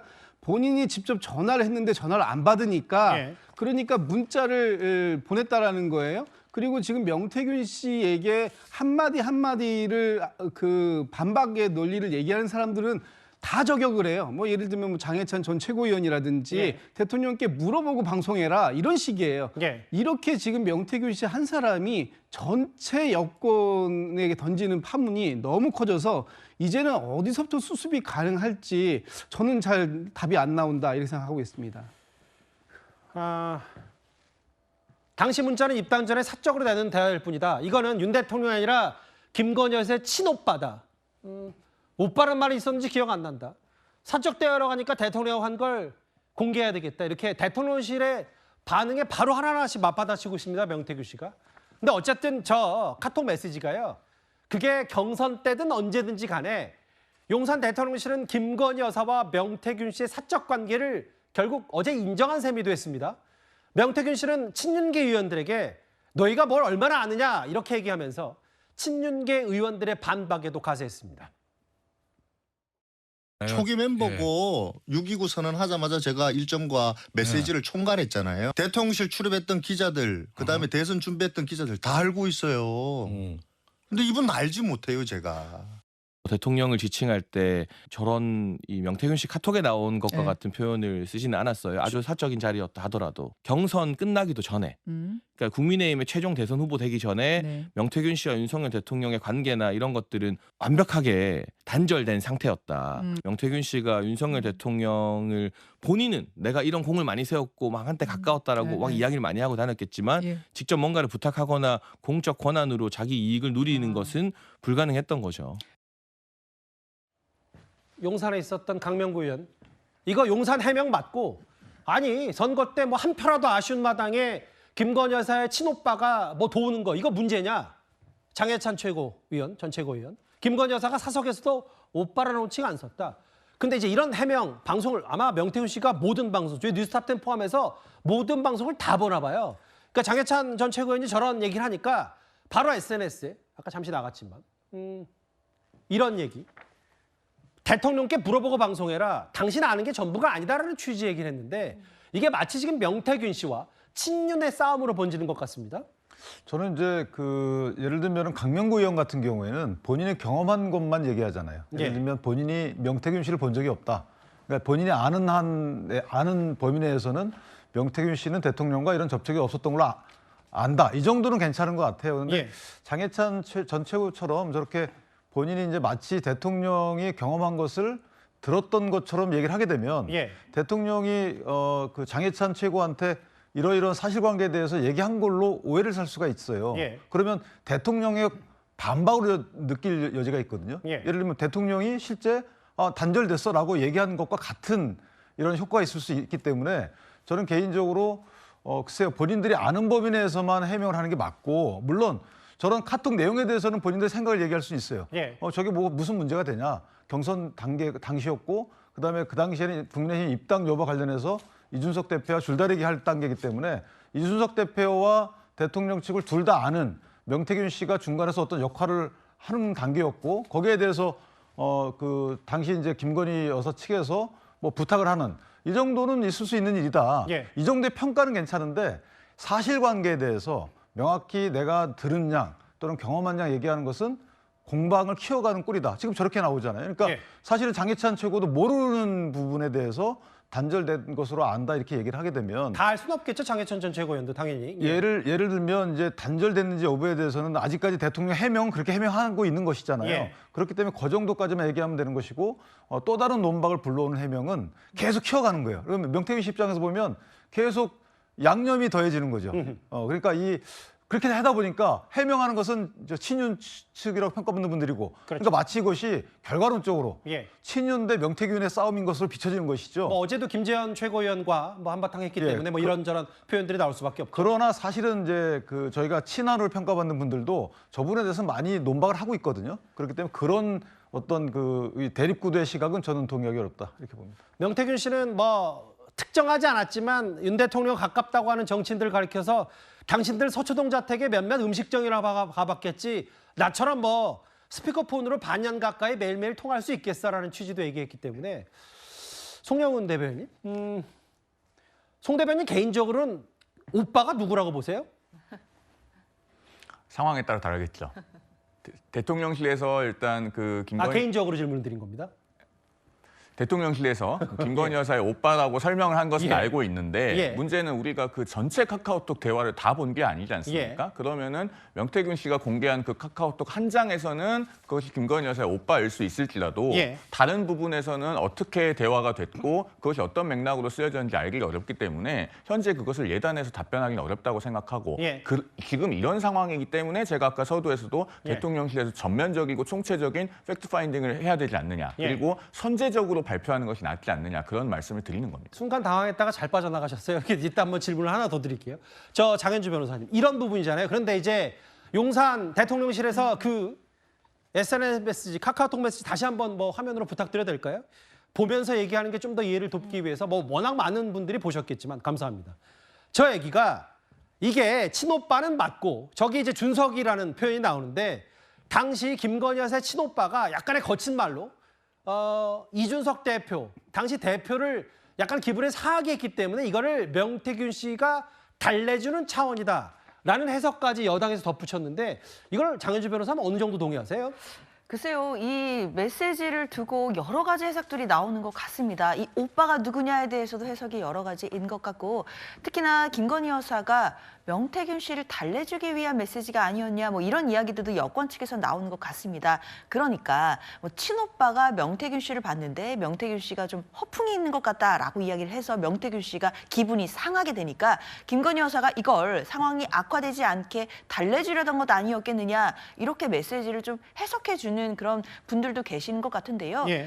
저는 사실 뭐 김건희 여사가 명태균 씨를 달래주기 위한 것이다 뭐 그럴 수도 있겠다라는 생각은 듭니다. 예. 다만 왜 달래주기까지 해야 될 정도로 명태균 씨가 얼마나 중요한 인물이었는가에 대해서는 또다시 꼬리에 꼬리를 무는 의문이 드는 지점입니다. 예. 과연 명태균 씨가 도대체 김건희 여사와 어떤 관계였고 그리고 어떤 역할을 해줬기 때문에 달래주기까지 했어야 됐는지 이런 부분에 대해서 의문이 들고요. 그리고 그 카카오톡 메시지를 보면 이런 부분이 나오거든요. 제가 명 선생님께 완전히 의지하는 상황이다. 뭐 이런 얘기도 나오고 예, 명 선생님 식견이 가장 탁월하다. 이런 얘기가 나옵니다. 그렇다면 김건희 여사에게 있어서 당시에 명태균 씨가 굉장히 중요한 사람이었고 중요한 역할을 했던 것이 아니냐라는 부분은 미루어 짐작할 수 있기 때문에 예. 사실 저는 여권에서 메시지를 두고 여러 가지 해석을 내놓을 것이 아니라 예. 지금 앞서서도 얘기가 나오는 것처럼 대통령실에서 예. 이 부분에 대한 팩트를 빨리 확인해서 선제적으로 대처하는 것이 이 문제를 조금이나마 풀 수 있는 방법이라고 저도 생각합니다. 그러니까 대통령실 해명처럼 저 사람이 그 오빠, 우리 오빠가 윤석열 대통령이 아니라 진짜 친오빠인 김모 씨 그분이라면 저 카카오톡 내용은 오빠를 꾸짖고 명 선생님을 띄워주는 건 분명해 보이거든요. 그런데 대통령실 말 맞따라 진짜 친오빠라면 이것 또한 간단치는 않습니다. 윤석열 대통령의 선치는 재작년에 자꾸 하셨잖아요. 그죠? 그리고 모친도 아주 연로하시죠. 그리고 여동생 한 사람인데 이분은 진짜 그냥 평범한 여성이에요. 그래서 일체를 그냥 어떠한 뭐 자범도 들리지 않잖아요. 그렇지만 이제 김건희 여사 쉽게 말하면 윤석열 대통령 처갓집 식구들은 뭔가 좀 그래도 해보려고 그때 당시는 2021년 이때 정말 특히 그 오빠라는 사람이 전방위적으로 좀 사람을 만나고 다녔어요. 제가 알기로는. 일단 명태균 씨 뭐 본인이 약간의 협박용으로 공개했던 저 카카오톡 메시지를 두고 뭐 어느 언론에서는 저 친오빠가 아니죠. 그러니까 친오빠가 맞다라는 얘기도 했고 아니면 뭐 또 어느 언론에서는 저 오빠가 윤 대통령이다라는 취지 얘기를 좀 섞어서 얘기하고 있거든요. 명태균 씨가. 그런데 아까 김성태 전 의원 여당의 중진인데 김건희 여사의 친오빠도 이 3년 전 경선 과정에서 꽤 광범위한 활동을 했다 이렇게 얘기를 하고 있습니다. 당시에 그 경선 캠프에 제가 속해 있지는 않았기 때문에 정확하게 알기는 어렵습니다만은 언론 보도에 비춰 보면은 뭐 그렇게 보이는 부분도 없지 않아 있죠. 그리고 과거에 그 서울의 소리인가요? 그 이른바 7시간 녹취록 나왔을 때도 그 우리 오빠가라고 하면서 뭐 어떻게 사람을 모으고 뭐 그런 부분에 대한 언급이 일부 있었던 부분이 있습니다. 그렇기 때문에 제가 봤을 때는 아마 김성태 전 의원도 저런 언급을 한 것이 아닌가 싶은데 다만 저기서 왜 그러면은 그 김건희 여사의 오빠가 명태균 씨를 꾸짖었는지 했는지, 그리고 뭐 김건희 여사는 명태균 씨를 달래주기 위해서 본인의 오빠에 대해서 이렇게 낮추는 발언들을 했는지, 이런 것들이 지금 전후 맥락에 대한 설명이 좀 추가적으로 필요해 보이는 부분은 있습니다.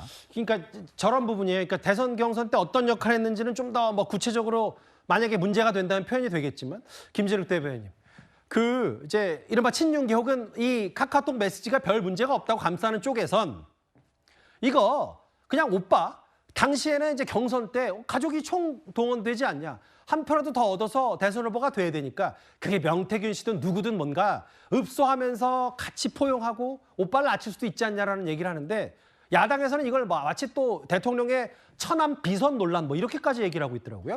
그러니까 이제 지금 거기까지 갈 수 있을지, 거기까지 또 의심해 봐야 되는 거 아니냐, 이제 지금 그런 취지고요.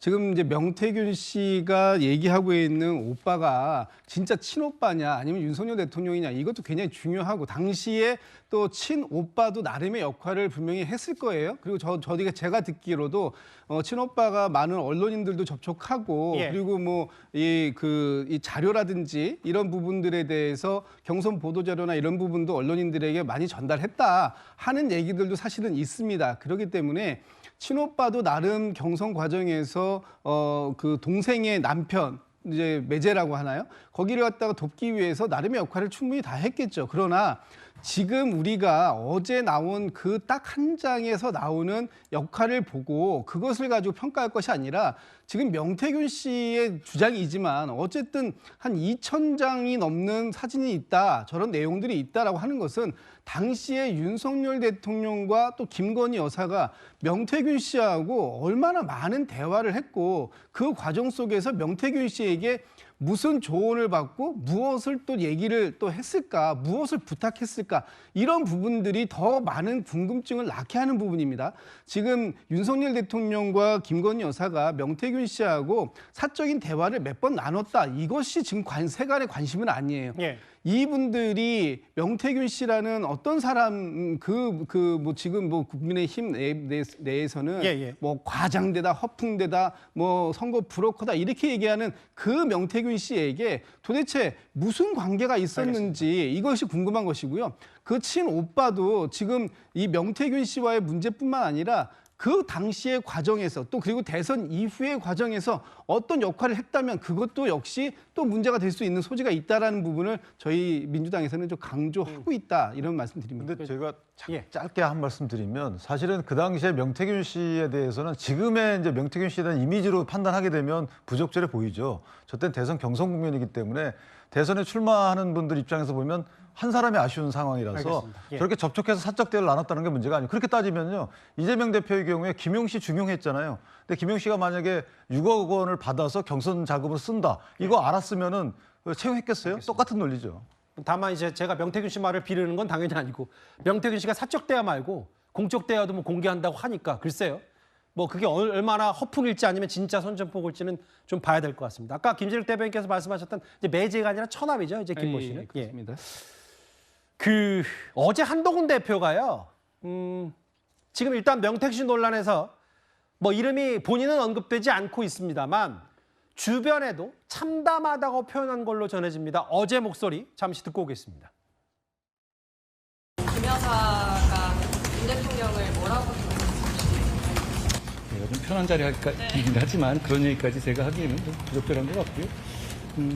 이렇게 말씀드리죠. 국민이 보시기에 안 좋은 일들이 반복해서 생기고 있습니다. 국민의 걱정과 불안이 커져가고 있는 거고요. 그것 때문에 제가 이미 말씀드린 그런 조치들을 신속히 그리고 반드시 실행하는 것이 저는 필요하다고 생각합니다. 택시를 타고 왔는데 네. 택시 기사분께서 저한테 뭐 말을 거시면서 이 문자 얘기를 먼저 꺼내시더라고요. 네. 근데 그분이 저희 당 지지자예요. 그 여사님은 그 명태균인가 뭐 하는 사람한테 그렇게 사과는 잘하더만 왜 국민들한테는 사과 제대로 안 하냐. 그 명태균인가 뭔가 하는 사람한테는 바로 그냥 이렇게 굽신굽신하면서 사과 드릴게요 뭐 하면서 왜 국민들한테는 아직까지 제대로 된 사과 한마디 없느냐. 사과. 신지호 부총장이 뭐 본인 스스로 택시 민심을 좀 전한 부분도 있는데, 이미 말씀드린 조치들을 신속히 반드시 실행하는 게 필요하다. 그러니까 사과 혹은 공개활동 자제, 라인 정리, 특히 이제 인적 쇄신 부분, 가장 강한 게 이거였는데 그 송영우 대변인, 한동훈 대표가 가깝다면 가까운 송 대변인인데 실제로 한 대표가 이런 공식적인 말 말고 저 어제 명태균 씨와 과거 김건희 여사가 나눴던 카톡 내용이 공개된 이후에 어떤 반응을 주변에 보였다고 하던가요? 상당히 참담한 심경을 토로한 것으로 저도 알고 있는데요. 지금 한동훈 대표의 성품으로는 제가 봤을 때는 그 참담함에만 머물러 있지는 않고 아마 앞으로 어떻게 그러면은 여권을 재건하고 쇄신하고 변화하게 해야 될 것인가 그걸 고민하고 있을 겁니다. 예. 그러니까 지금 국민들께서는 이 사안 자체도 자체입니다만은 예. 그것을 대통령실과 여당이 그러니까 여권이 총체적으로 어떤 태도로 대응해 나가느냐를 보실 겁니다. 즉 국민들께서는 정말로 이 여권이 그리고 보수 진영이 변화하고 성찰하고 쇄신할 의지가 있느냐 예. 그것을 주시하고 계실 것이고 아마 그 주시하고 있는 거의 마지막 시간일 수도 있다. 저는 그렇게 생각이 되거든요. 그렇기 때문에 한동훈 대표도 이 상황 자체가 본인은 명태균 씨와 엮여있지 않지만은 그렇다고 해서 좋아할 수 있는 상황이 전혀 아니지 않습니까? 그러니까 뭐 참담한 신경을 가지고 있겠지만 거기에 머물러 있지 않고 그 실행 방안에 대해서 아마 지금 깊이 강구하고 있을 것이다. 저는 그렇게 보고 있습니다. 윤기찬 부위원장님, 신지호 부총장에게 아니 명태균 씨가 그렇게 사과 잘하더니 국민들한테 사과 왜 안 하냐 이거 어떻게 보셨어요? 뭐 택시기사분이 그렇게 얘기할 수 있죠. 그런데 거기에 대한 신지호 부총장이 택시기사한테 뭐라고 했는지 궁금해요. 거기에 대해서 사실은 당을 위한다 그러면 당정 간에는 여러 가지 이제 뭐 직원도 하고 뭐 건의도 하고 해야 되지만 거기에 대해서 여러 가지 앞으로 하실 거라든지 뭐 저희가 최대한 설득해 보겠습니다라든지 이렇게 해서 지지자분을 잃지 않도록 노력을 더 하셨는지 제가 사실 묻고 싶고요. 또 하나 저 문자 제가 물어볼게요. 일단 말씀하십시오. 예. 제가 그 문자 저걸 보고 저게 참담한가요? 저는 개인적으로 거기에 있는 여러 가지 표현들이 불편한 건 맞아요. 그런데 저희 당 입장에서 보면 저 문자만 갖고 만약 공적인 영역에서 어떤 관여됐다는 얘기가 나오면 참담하죠. 근데 저 문자가 과연 참담함을 주는지 저는 개인적으로 좀 의문이에요. 참담하지 않다. 아니 문자가 저게 왜 참담? 경선 전에 여러 사람하고 논의하는 예를 들면요. 당시 윤석열 후보가 이준석 대표를 7월 25일 만납니다. 거기서 뭐라 하냐면 정치 선배 이준석 대표를 모시고 지도를 받으면 열심히 하겠다. 극존칭을 써가면서 자기를 낮춰요. 예를 들면 저분이 지금 제가 거듭 말씀드리지만 그 명 씨라는 분이 지금 이미지로 보면 참담해 알겠습니다. 보이죠. 그런데 그 당시에 저게 지금 나온 메시지가 아니잖아요. 저 당시에 저런 상황에서 선거에 출마하는 사람이 어떤 사람한테도 할 수 있는 말이지 저게 글쎄요 참담해 보이나? 불편하지만 참담하진 않다. 제가 좀 한 말씀 드리면요. 이 상황 전체를 사실 굉장히 아프게 여겨야 됩니다. 뭐 참담이라는 표현에 대해서 뭐 다른 의견이 있으실 수는 있다고 생각합니다만 자, 한동훈 대표가 그런 얘기를 하잖아요. 본인이 강조했던 그런 조치들이 이미 이루어졌다면은 이 상황이 어떻게 했는가. 그걸 얘기하는 겁니다. 즉 김건희 여사의 사과나 활동 자제나 혹은 뭐 이른바 용산 대통령실에서 문제가 있다고 거론되고 있는 인사들에 대한 조치가 있었다면 그런 것들이 이미 선제적으로 있고 나서 이런 사건이 발생했다면 저런 카카오톡 메시지는 어떻게 보면 하나의 야사에 불과할 수도 있을 겁니다. 그런데 그런 게 없는 상황에서 지금 공개가 됐잖아요. 그러면 이 상황 자체를 우리 모두가 좀 아프게 받아들여야 되지 않나요? 저는 그렇게 생각합니다. 근데 한동훈 대표 입장에서는 아직까지는 더 지켜봐야 된다라는 말씀을 하셨어요. 맞죠? 왜냐하면 선거를 앞두고 있는 상황에서 저거를 명태균 씨의 저런 말을 마치 사실인 양 인정하면서 거기에 대한 평가라는 것은 저는 적절치 않다고 봐요. 오늘 사실 명태균 씨가 그 감론을 받고 설전을 벌인 인물이 뭐 한두 명은 아닌데 특히 그 중심에 홍준표 시장도 있어서요. 장현주 변호사님. 아마 이게 뭐 당분간은 뭐 마지막에 했을 뭐 그건 전 당당할 수 없어요. 근데 일단 홍 시장이 이런 정리를 했어요. 대선 후보 경선 당시 윤 대통령은 정치 신인이었고 명태균 씨의 헛소리를 분별하지 못했다. 너그럽게 양해해달라. 이거 양해해달라는 표현들 홍 시장이 직접 썼네요. 그러게요. 근데 홍준표 시장의 저 메시지가 과연 윤석열 대통령과 그리고 김건희 여사를 옹호해주기 위한 것인지 전 개인적으로는 조금 애매합니다. 읽고 나서도 조금 찝찝한 느낌은 드는데요. 이해해달라라고 하긴 했지만 이야기를 들어보면 대선 후보 경선 당시에 윤석열 대통령, 당시 후보였죠. 후보가 정치 신인이었기 때문에 정치판의 생리도 몰라서 당시에 여러 사람들, 온갖 사람들이 들끓고 있다. 이런 이야기도 덧붙였거든요. 그래서 명태균 씨의 이야기들을 그러니까 허무맹랑한 이야기를 분별할 능력이 없었다라는 취지로 저는 읽힙니다. 따라서 이것은 윤석열 대통령을 도와주려고 하는 것처럼 보이기는 하지만 사실상 내용을 들여다보면 윤석열 대통령이 당시 후보로서 정치판을 제대로 몰라서 이런 허무맹랑한 이야기를 분별할 능력도 없었다라는 것처럼 들리기 때문에 저는 이런 옹호를 과연 대통령실에서 좀 뭐 도와주고 있다라고 긍정적으로 생각할지 아니면 오히려 불쾌하게 생각할지 좀 의문이 들고요. 이럴 때는 뭐 홍준표 시장뿐만 아니라 여권 내에 있는 모든 인사들이 지금 계속해서 이야기에 살을 붙일 것이 아니라 빠르게 대통령실에서 이 부분에 대한 팩트 체크를 해서 수습할 거라서, 논란을 그렇죠. 수습할 수 있는 그런 또 얻은 실마리를 마련해야 되는 것 아닌가 그렇게 생각합니다. 일단 1차적인 첫 단추를 아마 국민의힘이 끼울 모양이에요. 명태균 씨가 사실상 운영한 걸로 알려진 그 여론조사 업체 당원명부 유출 의혹 이거에 대해서 당무 감사를 하겠다는 게 국민의힘의 얘기인데요. 이거 국민의힘 송영훈 대변인께 질문을 드려야 될 것 같은데 이거 여론조사를 맡겼는데 이게 뭐 공표됐든 아니든 돈이 안 빠져나갔으면 정치자금법 위반 소지 있다. 명태균 씨 불러서 이걸 조사하겠다는 겁니까? 명태균 씨가 부른다고 오지는 않겠죠. 다만 저것은 이제 어떤 문제가 있냐면은요. 정치자금을 사용을 하고 나서 우리가 선거 비용은 회계 보고를 하지 않습니까? 거기에 그 지출 내역이 남아 있습니다. 그러면은 거기서 지금 여론조사 비용을 해당 업체에 지출한 내역이 없으면은 정치자금법 위반 소지가 있을 수도 있는 것인데 다만 거기서 사실관계 몇 가지 가능성이 또 있습니다. 그러니까 지출을 했는데 단순히 회계 보고에 누락된 것인지 아니면은 그 기출 자체가 없었고 채무를 부담한 것도 없어서 정치자금 위반 소지가 있는 경우인지 이런 것들을 좀 나눠서 봐야 될 것 같고요. 그 정당의 자체 조사가 가능한 영역이 있고 또 가능하지 않은 영역도 있습니다. 방금 앵커께서 말씀하셨듯이 명태균 씨를 부른다고 국민의힘에 오진 않을 것이기 때문에 그런 부분에 관해서 조사의 영역이 미치지 못하는 부분이 있으면은 그것은 경우에 따라서는 뭐 고발이나 이런 부분이 검토될 수도 있을 것 같습니다. 근데 여론조사 얘기가 나왔으니까 일단 당 차원에서 뭔가 조사를 좀 해보겠다는 얘기는 송 대변인께 들었고 윤기찬 대변인 이어가잖아요. 명태균 씨가 그러니까 윤석열 당시 후보 쪽에 붙어서 여론을 좀 주무르고 만졌다라는 얘기를 지금 홍 시장이 했고 근데 제가 지금 선뜻 홍 시장의 말이 바로 이해가 안 되는 부분이 뭐냐면 그거 봐라 나 알았는데 눈 감아줬고 지금 와서 보니까 문제가 있다는 취지를 얘기했다가 오늘 홍 시장의 SNS에 아까 뭐라 그랬냐면 윤 대통령이 당시 정치 잘 모르고 초년병이었고 정치 신인이었으니까 명태균 씨 헛소리 휘둘렀다. 그러니까 홍 시장이 뭔가 갑자기 참전했다가 빠지는 느낌이 들어서 이걸 저희가 어떻게 좀 받아들일까요? 저게 이제 저는 저걸 유심히 봤는데 저게 어떤 의미가 있을까? 예를 들면은 만약에 이제 명태균 씨가 얘기한 것처럼 저런 조작 여론조사, 아니 뭐 가중치를 잘못 부여했거나 어쨌든 정확지 않은 여론조사를 한 목적이 뭘까를 생각해 보면 목적이 저는 딱 와닿지는 않아요. 예를 들면 저기 경선의 실제 여론조사 과정에 저럴 수는 없는 거고 그다음에 예비 경선에서도 저럴 수는 없는 거고 그랬다면 큰일 나는 것이죠.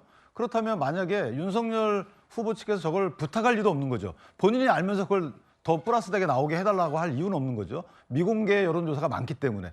그럼 만약 공개된 여론조사 저런 걸 했다. 그 이유는 뭘까? 예를 들면은 후발주자가 또는 이제 지지율에서 뒤처지는 그 주자가 밴드웨건 효과를 위해서 저렇게 하는 경우는 있는데 그 당시에 보면 또 윤석열 후보가 그런 위치는 또 아니었어요. 그러니까 저 부분은 조금 더 공방 과정에서 나와야 알겠지만 일단은 목적성을 저는 이해하기 어렵다. 아직까지는. 실제 저렇게 행해졌는지 모르겠지만 그 목적성에 대해서 이해할 수 없는 상황이다. 아직까지는. 그렇게 생각합니다. 일단 홍 시장은 윤 대통령은 정치 신년직기였는데 좀 양해해달라는 표현을 썼고 다만 한동훈 대표 가까운 쪽에서는 특히 어제 대통령실의 그 친오빠 해명에 대해서 아니 정말 만약에 다른 얘기 나오면 어떻게 할 거냐. 저 대응이 뭐냐라는 비판까지 지금 쏟아내고 있으니까요. 알겠습니다. 다음 주제는 이 얘기로 가보겠습니다.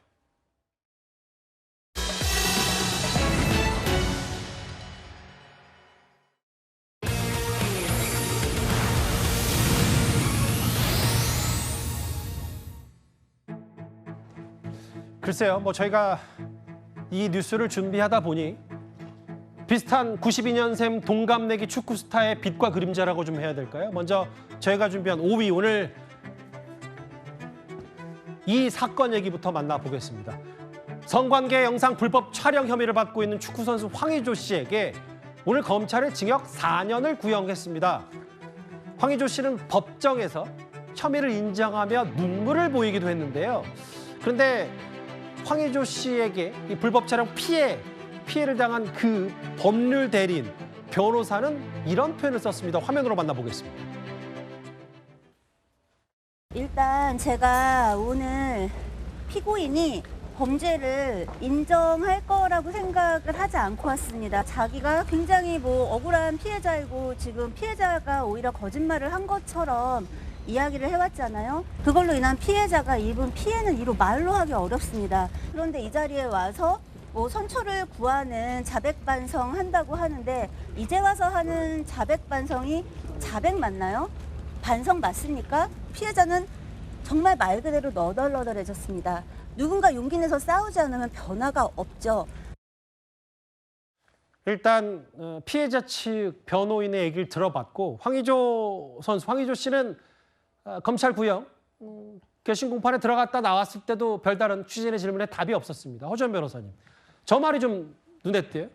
피고인이 범죄를 인정할 거라 생각 못했다는 게 피해자 측 변호인의 얘기예요? 그렇습니다. 피해자 측 변호인뿐만 아니라 아마 이 사건을 지켜보는 많은 사람들이 이렇게 첫 공판기일에 결심까지 진행되는 범행을 모두 다 인정하는 그런 일이 벌어질 거라고는 예상하기 어려웠을 것 같습니다. 그도 그럴 것이요. 황의조 선수는 그동안 자신이 오히려 피해자다라고 하면서 자신의 사생활과 관련된 부분에 있어서는 어떠한 불법적인 위법적인 행동도 없었다라고 얘기를 해왔고요.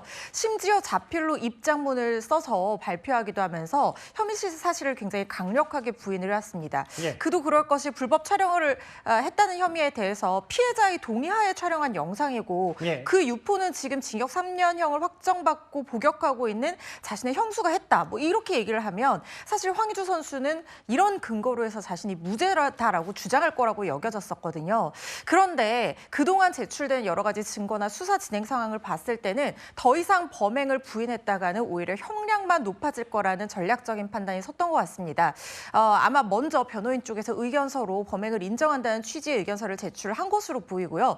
그래서 이 첫 공판 기일에 구형까지 하는 이 결심 공판까지 동시에 진행이 된 걸로 보이고 예. 아마 피해자 변호사도 이런 부분 때문에 인정할 거라고는 예상하지 못했다 이렇게 표현한 것으로 보입니다. 그러니까 저희도 돌연 불법 촬영 인정했다라는 표현을 쓰는 이유가 뭐 저희도 뉴스탑10에서 몇 차례 전해드린 바 있었습니다만 황의조 선수 측은 분명히 불법 촬영 의혹은 사실 무근이라고 했었거든요. 그런데 오늘 결심 공판에서 오늘 첫 재판 결심 공판까지 끝이 난 이 첫 재판에서 혐의를 모두 인정하고 피해자들에게 사죄를 드린다. 눈물까지 보였다. 화면 다시 한번 보겠습니다.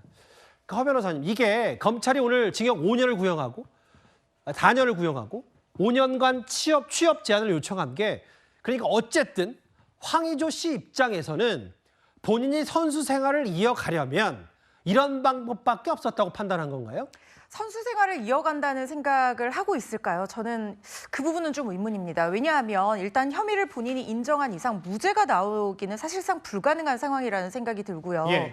물론 뭐 관련 규정에 따라서 일정 기간이 지나고 나면 다시 태극마크를 달 수 있는 어떤 그런 근거 규정들이 있기는 하지만 예. 이 취업 제한을 요청했다는 것이 모든 취업에 또 제한을 하는 것이 아니라 뭐 아동, 청소년, 장애인 관련 취업 제한을 명령을 하는 것이거든요. 이게 예. 성범죄이기 때문에 그런데요. 이런 법률적인 것들과는 별개로 불법 촬영, 특히 전 연인을 대상으로 불법적으로 영상물을 촬영한 축구 선수가 국가대표 태극마크를 달고 국가대표로서 뛰는 모습을 과연 축구 팬들이나 우리 국민들이 좌시하고 있을 것인가 저는 이런 생각이 들거든요. 그래서 아마 본인도 선수 생활이 사실상 쉽지 않다라는 것은 인지를 하고 이 유죄를 인정하는 그런 취지의 얘기를 한 것이라는 생각이 들고 예. 다만 그럼에도 불구하고 지금 피해자 한 명과는 합의를 했는데 피해자 한 명과 합의를 못했어요. 예. 그리고 피해자가 지금 여러 명이 있는 상황이잖아요. 그렇다고 하면 이 부분은 죄질이 상당히 불량하다고 평가돼서 계속해서 범행을 하다가는 정말 무겁게 처벌받을 가능성이 있는 상황이기 때문에 형량을 좀 낮추어 보기 위해서 이런 판단을 한 것이 아닌가 하는 생각이 듭니다. 예, 일단 뭐 검찰이 징역 4년을 구형했으니까 1심에서 어떤 선고가 나오는지 잘 지켜보겠습니다. 본인의 잘못된 그릇된 행동으로 저렇게 그라운드에 있어야 될 황의조 선수가 지금 법정에 출석을 한 셈이 됐고 어제 동갑내기 92년생 동갑내기 중 한 명인 황의조 선수와 함께 이재성 선수가 세 번째 헤딩골을 넣으면서 우리 축구 국가대표팀 홍명보가 이라크전을 승리로 장식했습니다. 화면을 만나보겠습니다. 또 홍민의 역할이 대표팀에서 큰 역할을 해줬기 때문에 이번 소집을 통해서 홍민의 빈자리를 더 많이 실감했던 것 같고요. 선수들이 그래서 홍민이의 응원을 받았기 때문에 더 좋은 경기를 했던 것 같고요. 또 괜찮나? 아니 마음이 아파. 잘 쉬라. 좀 쉬어라 좀. 간다. 뽀뽀 한번 하자. 떠난다. 뽀뽀 한번 하자.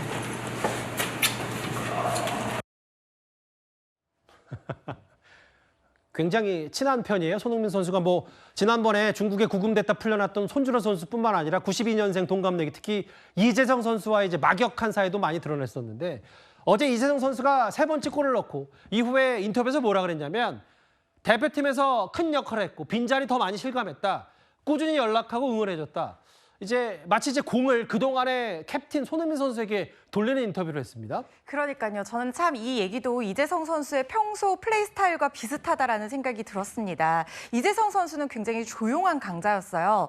그동안 본인의 위치에서 굉장히 묵묵하게 뭐 손흥민 선수라든가 뭐 차세대 스타인 이강인 선수와 비견해서는 그렇게 화려한 플레이로 주목을 받지는 못했었지만 그래도 벤투 감독부터 클린스만 감독 그리고 홍명보 감독 모두 다 이재성 선수를 중원에 계속해서 투입을 해왔거든요. 예. 그러니까 사실 우리가 주목을 많이 하지는 않았지만 이 축구 팬들 사이에서는 진짜 대단한 선수라고 여겨졌고 사실 A매치 대표팀 경험도 지금 이 예선전을 치른 선수들 중에서는 이번 경기에서는 가장 많은 베테랑 선수입니다. 예. 그런데도 불구하고 자신의 어떤 공치사를 하기보다는 손흥민 선수가 이번 경기에 빠졌었거든요. 그런데 내가 이 빈자리를 잘 메웠다 이렇게 얘기를 하는 게 아니라 손흥민 선수가 응원을 많이 해줬다. 오히려 흥민이의 빈자리를 많이 느꼈다. 이렇게 얘기를 하면서 손흥민 선수를 치켜 올려주는 모습이 두 선수 간의 우정이 실감이 난다는 생각이 듭니다. 사실 그 30대 초반 지금 뭐 축구 선수로는 최정점에 있는 92년생들이 사실 우리 축구 국가대표팀의 주축이에요. 이른바 92년 황금 세대라고 해서 아까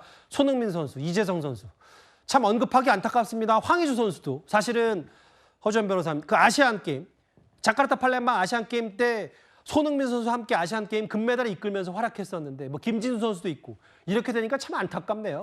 그렇죠. 사실 황의조 선수는 정말로 빛이 날 수 있었던 선수였는데 이렇게 사생활 쪽에서 문제가 생겼고 이게 또 너무나 위법한 상황이기 때문에 그리고 본인도 유죄를 인정을 한 상황이기 때문에 선수로서 재기한다는 것은 사실상 제 개인적인 생각입니다만 거의 불가능한 일이 아닐까 하는 생각이 들 정도로 지금 뭐 그런 안타까운 상황이 되었다는 생각이 들고요. 뭐 손흥민 선수야 말할 것도 없고 이재성 선수도 이번에 계속해서 활약을 하고 또 이 월드컵 본선 5분 능선을 넘지 않았습니까? 앞으로의 활약이 더 기대되니까요. 본인의 말처럼 자기 자리에서 최선을 다하면서 이 트로이카 중에서 한쪽은 좀 사라졌지만 나머지 선수들은 계속해서 선전하길 기원합니다. 황의조 선수, 황의조 씨의 이제 검찰 4년 구형 불법 촬영 혐의 얘기까지 만나 봤습니다. 시선을 나라 밖으로 잠시 돌려보겠습니다.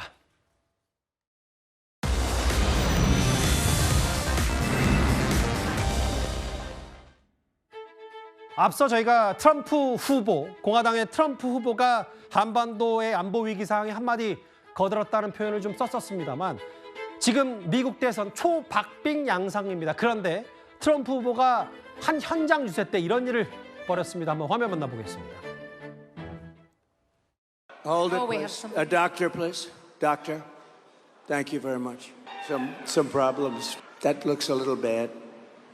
How about we'll do a little music. Let's make this a musical fest. Put up the chart, my favorite chart. And those two people that went down are patriots, and we love them. So play YMCA. Go ahead. Let's go. Nice and loud. Here we go, everybody. Young man, there's no need to feel down. I said, young man, they can start you back on your way. It's fun to stay at the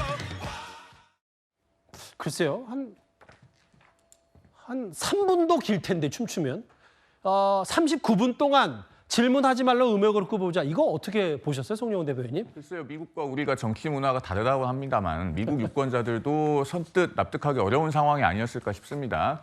저 타운홀 미팅 현장에서 그 2명의 유권자가 이제 응급 상황으로 실려가는 일이 있지 않았습니까? 예. 그랬는데 그 뒤에 저렇게 음악을 틀고 말씀하신 것처럼 뭐 잠깐 춤을 추는 것도 좀 자연스럽지 않아 보이는데 저걸 39분이나 계속했다고 하면은 저 의도를 어떻게 해석해야 될지 참 받아들이기 어려운 것 같습니다. 예, 허주연 변호사님 보니까 저거에 대해서 또 해리스 후보가 가만히 있지 않고 괜찮은 것이라고 아예 트럼프 후보의 정신건강까지 거론을 했어요. 사실 이 그동안은 바이든 후보였을 때는 오히려 반대였었죠. 고령 리스크를 오히려 바이든 쪽에서 공격을 당하던 쪽이었는데 지금 해리스 후보가 바뀌면서 오히려 20살 정도 더 많은 트럼프 후보가 더 공격을 당하는 것 같습니다. 특히 정신 건강에 문제가 있는 거 아니냐라고 하면서 계속해서 공세 수위를 높이고 있는데 의료 기록을 지금 공개를 하지 않고 있거든요. 그리고 이 일이 있었던 다음 날 블룸버그 편집장과의 인터뷰에서도 굉장히 화를 내면서 불안정한 모습을 보였고 뭐 이란과 북한을 혼동해서 말한다거나 미 대선일을 1월 5일로 잘못 말한다거나 뭐 이런 여러 가지 말실수도 있었거든요. 2005년에 죽은 사람을 토크쇼 진행자 어디 있냐 데려와라 이런 얘기를 하는 모습이 포착이 되면서 과연 트럼프가 대통령을 수행하기 위한 어떤 정신적인 건강 상태 안정적인 상황인 것이냐 이 부분에 대해서 해리스 후보가 공격 포인트를 잡고 있는 그런 상황입니다. 본질을 좀 피하기 위해서 원래 중도 뭐 추진하는데 트럼프 후보가 그걸 길게 끈 거 아니냐는 시각도 있겠죠. 테일러 스위프트, 미국의 세계적인 팝스타 테일러 스위프트가 해리스를 지지하면서 사실 미국 전역 대선판이 좀 흔들린 면도 있었는데 또 다른 유명 배우 한 명이 해리스 후보를 지지하면서 노래 한 곡을 뽑았더라고요. 바로 미국의 유명 헐리우드 배우 앤 해서웨이인데 허주연 변호사님 어떤 자리에서 노래를 부른 거예요? 저게 이 해리스 후보 지지자를 위한 브로드웨이 집회였어요. 그러니까 헐리우드과 브로드웨이의 연예인들, 스타들이 해리스 쪽을 밀고 있는 그런 모습이 굉장히 강해지는 그런 모양새입니다. 3주 정도밖에 남지 않은데 지금 미대선이 굉장히 치열하고 백중세인 상황에서 이렇게 유명한 배우가 아들까지 데려와서 나는 해리스 후보를 지지한다라고 공개 선언하면서 노래까지 부르는 모습이 해리스 후보에게 굉장히 힘을 실어줄 수 있는 모습이라는 생각이 들고요. 특히 앤 해서웨이 저 배우는 2020년 대선 때도 바이든 후보 공개 지지 선언을 하면서 사실 그때 당시에 이 반중 홍콩 세력들이 트럼프를 지지하니까 굉장히 악플을 달고 했었는데도 굴하지 않고 이번에 또 민주당을 지지를 하는 거거든요. 아마 본인의 정치적인 신념을 계속해서 이어오고 있는 게 아닌가 싶습니다. 민주당 지지자군요. 이제 하여튼 각 진영 총력전을 벌이고 있는 미국 대선 얘기 해봤습니다. 지금까지 들어온 여러분들의 목소리를 만나볼 차례죠. 첫 번째 댓글입니다. 폭파쇼 끝난 뒤에 말폭탄만 날리는 북한 말씀하셨고요. 군대 지원쇼까지 하고 싶냐라고 하셨습니다. 북한 얘기입니다. 남편은 오빠라 부르지 맙시다라고 하셨어요. 나라가 오빠 때문에 너무 시끄럽다. 도대체 오빠가 누구냐. 그러게요. 마지막 보겠습니다. 검찰은 빨리 여론조작 의혹 수사하라. 명태균 씨 관련 얘기인 것 같습니다. 댓글 5개 모두 감사드립니다. 다음 주제는 울산으로 가보겠습니다.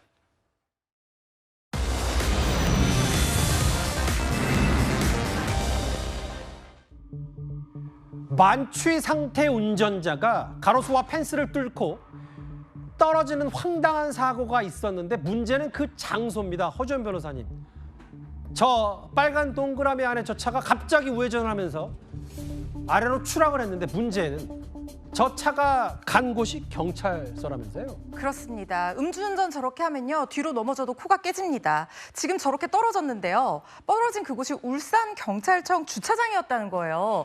울산경찰청에서 밤 10시 반에 야근을 하고 있던 경찰관들이 쿵쿵쿵 소리가 나서 깜짝 놀라서 나가봤더니 차가 저렇게 뒤집혀 있고 50대 운전자가 술의 만취 상태, 혈중 알코올 농도가 면허 취소 수준의 만취 상태에서 스스로 빠져나와서 그때도 정신을 못 차리고 횡설수설하더라는 겁니다. 당연히 현장에서 붙잡혔죠. 그런데 이 운전자가요. 너무 취해서 그 자리에서 조사를 진행하는 그런 상황조차도 안 되는 상태였던 겁니다. 술이 깨면은 조사를 진행하고 엄벌에 처해질 것 같습니다. 다름 아닌 경찰청으로 돌진한 저 만취 차량 추락한 얘기까지 11호 만나봤습니다. 수요일 뉴스탑10 준비한 소식은 여기까지입니다. 저희가 앞서 예고한 대로요.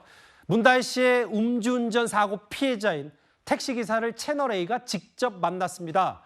사고 직후 문다혜 씨는 눈이 감기고 술 냄새가 많이 날 정도로 만취해 있었다고 하는데요. 저희 단독 인터뷰 내용을 이어지는 뉴스에서 집중 보도해 드리겠습니다. 그 뉴스 많이 시청 바랍니다. 뉴스탑10 마치겠습니다. 여러분 고맙습니다.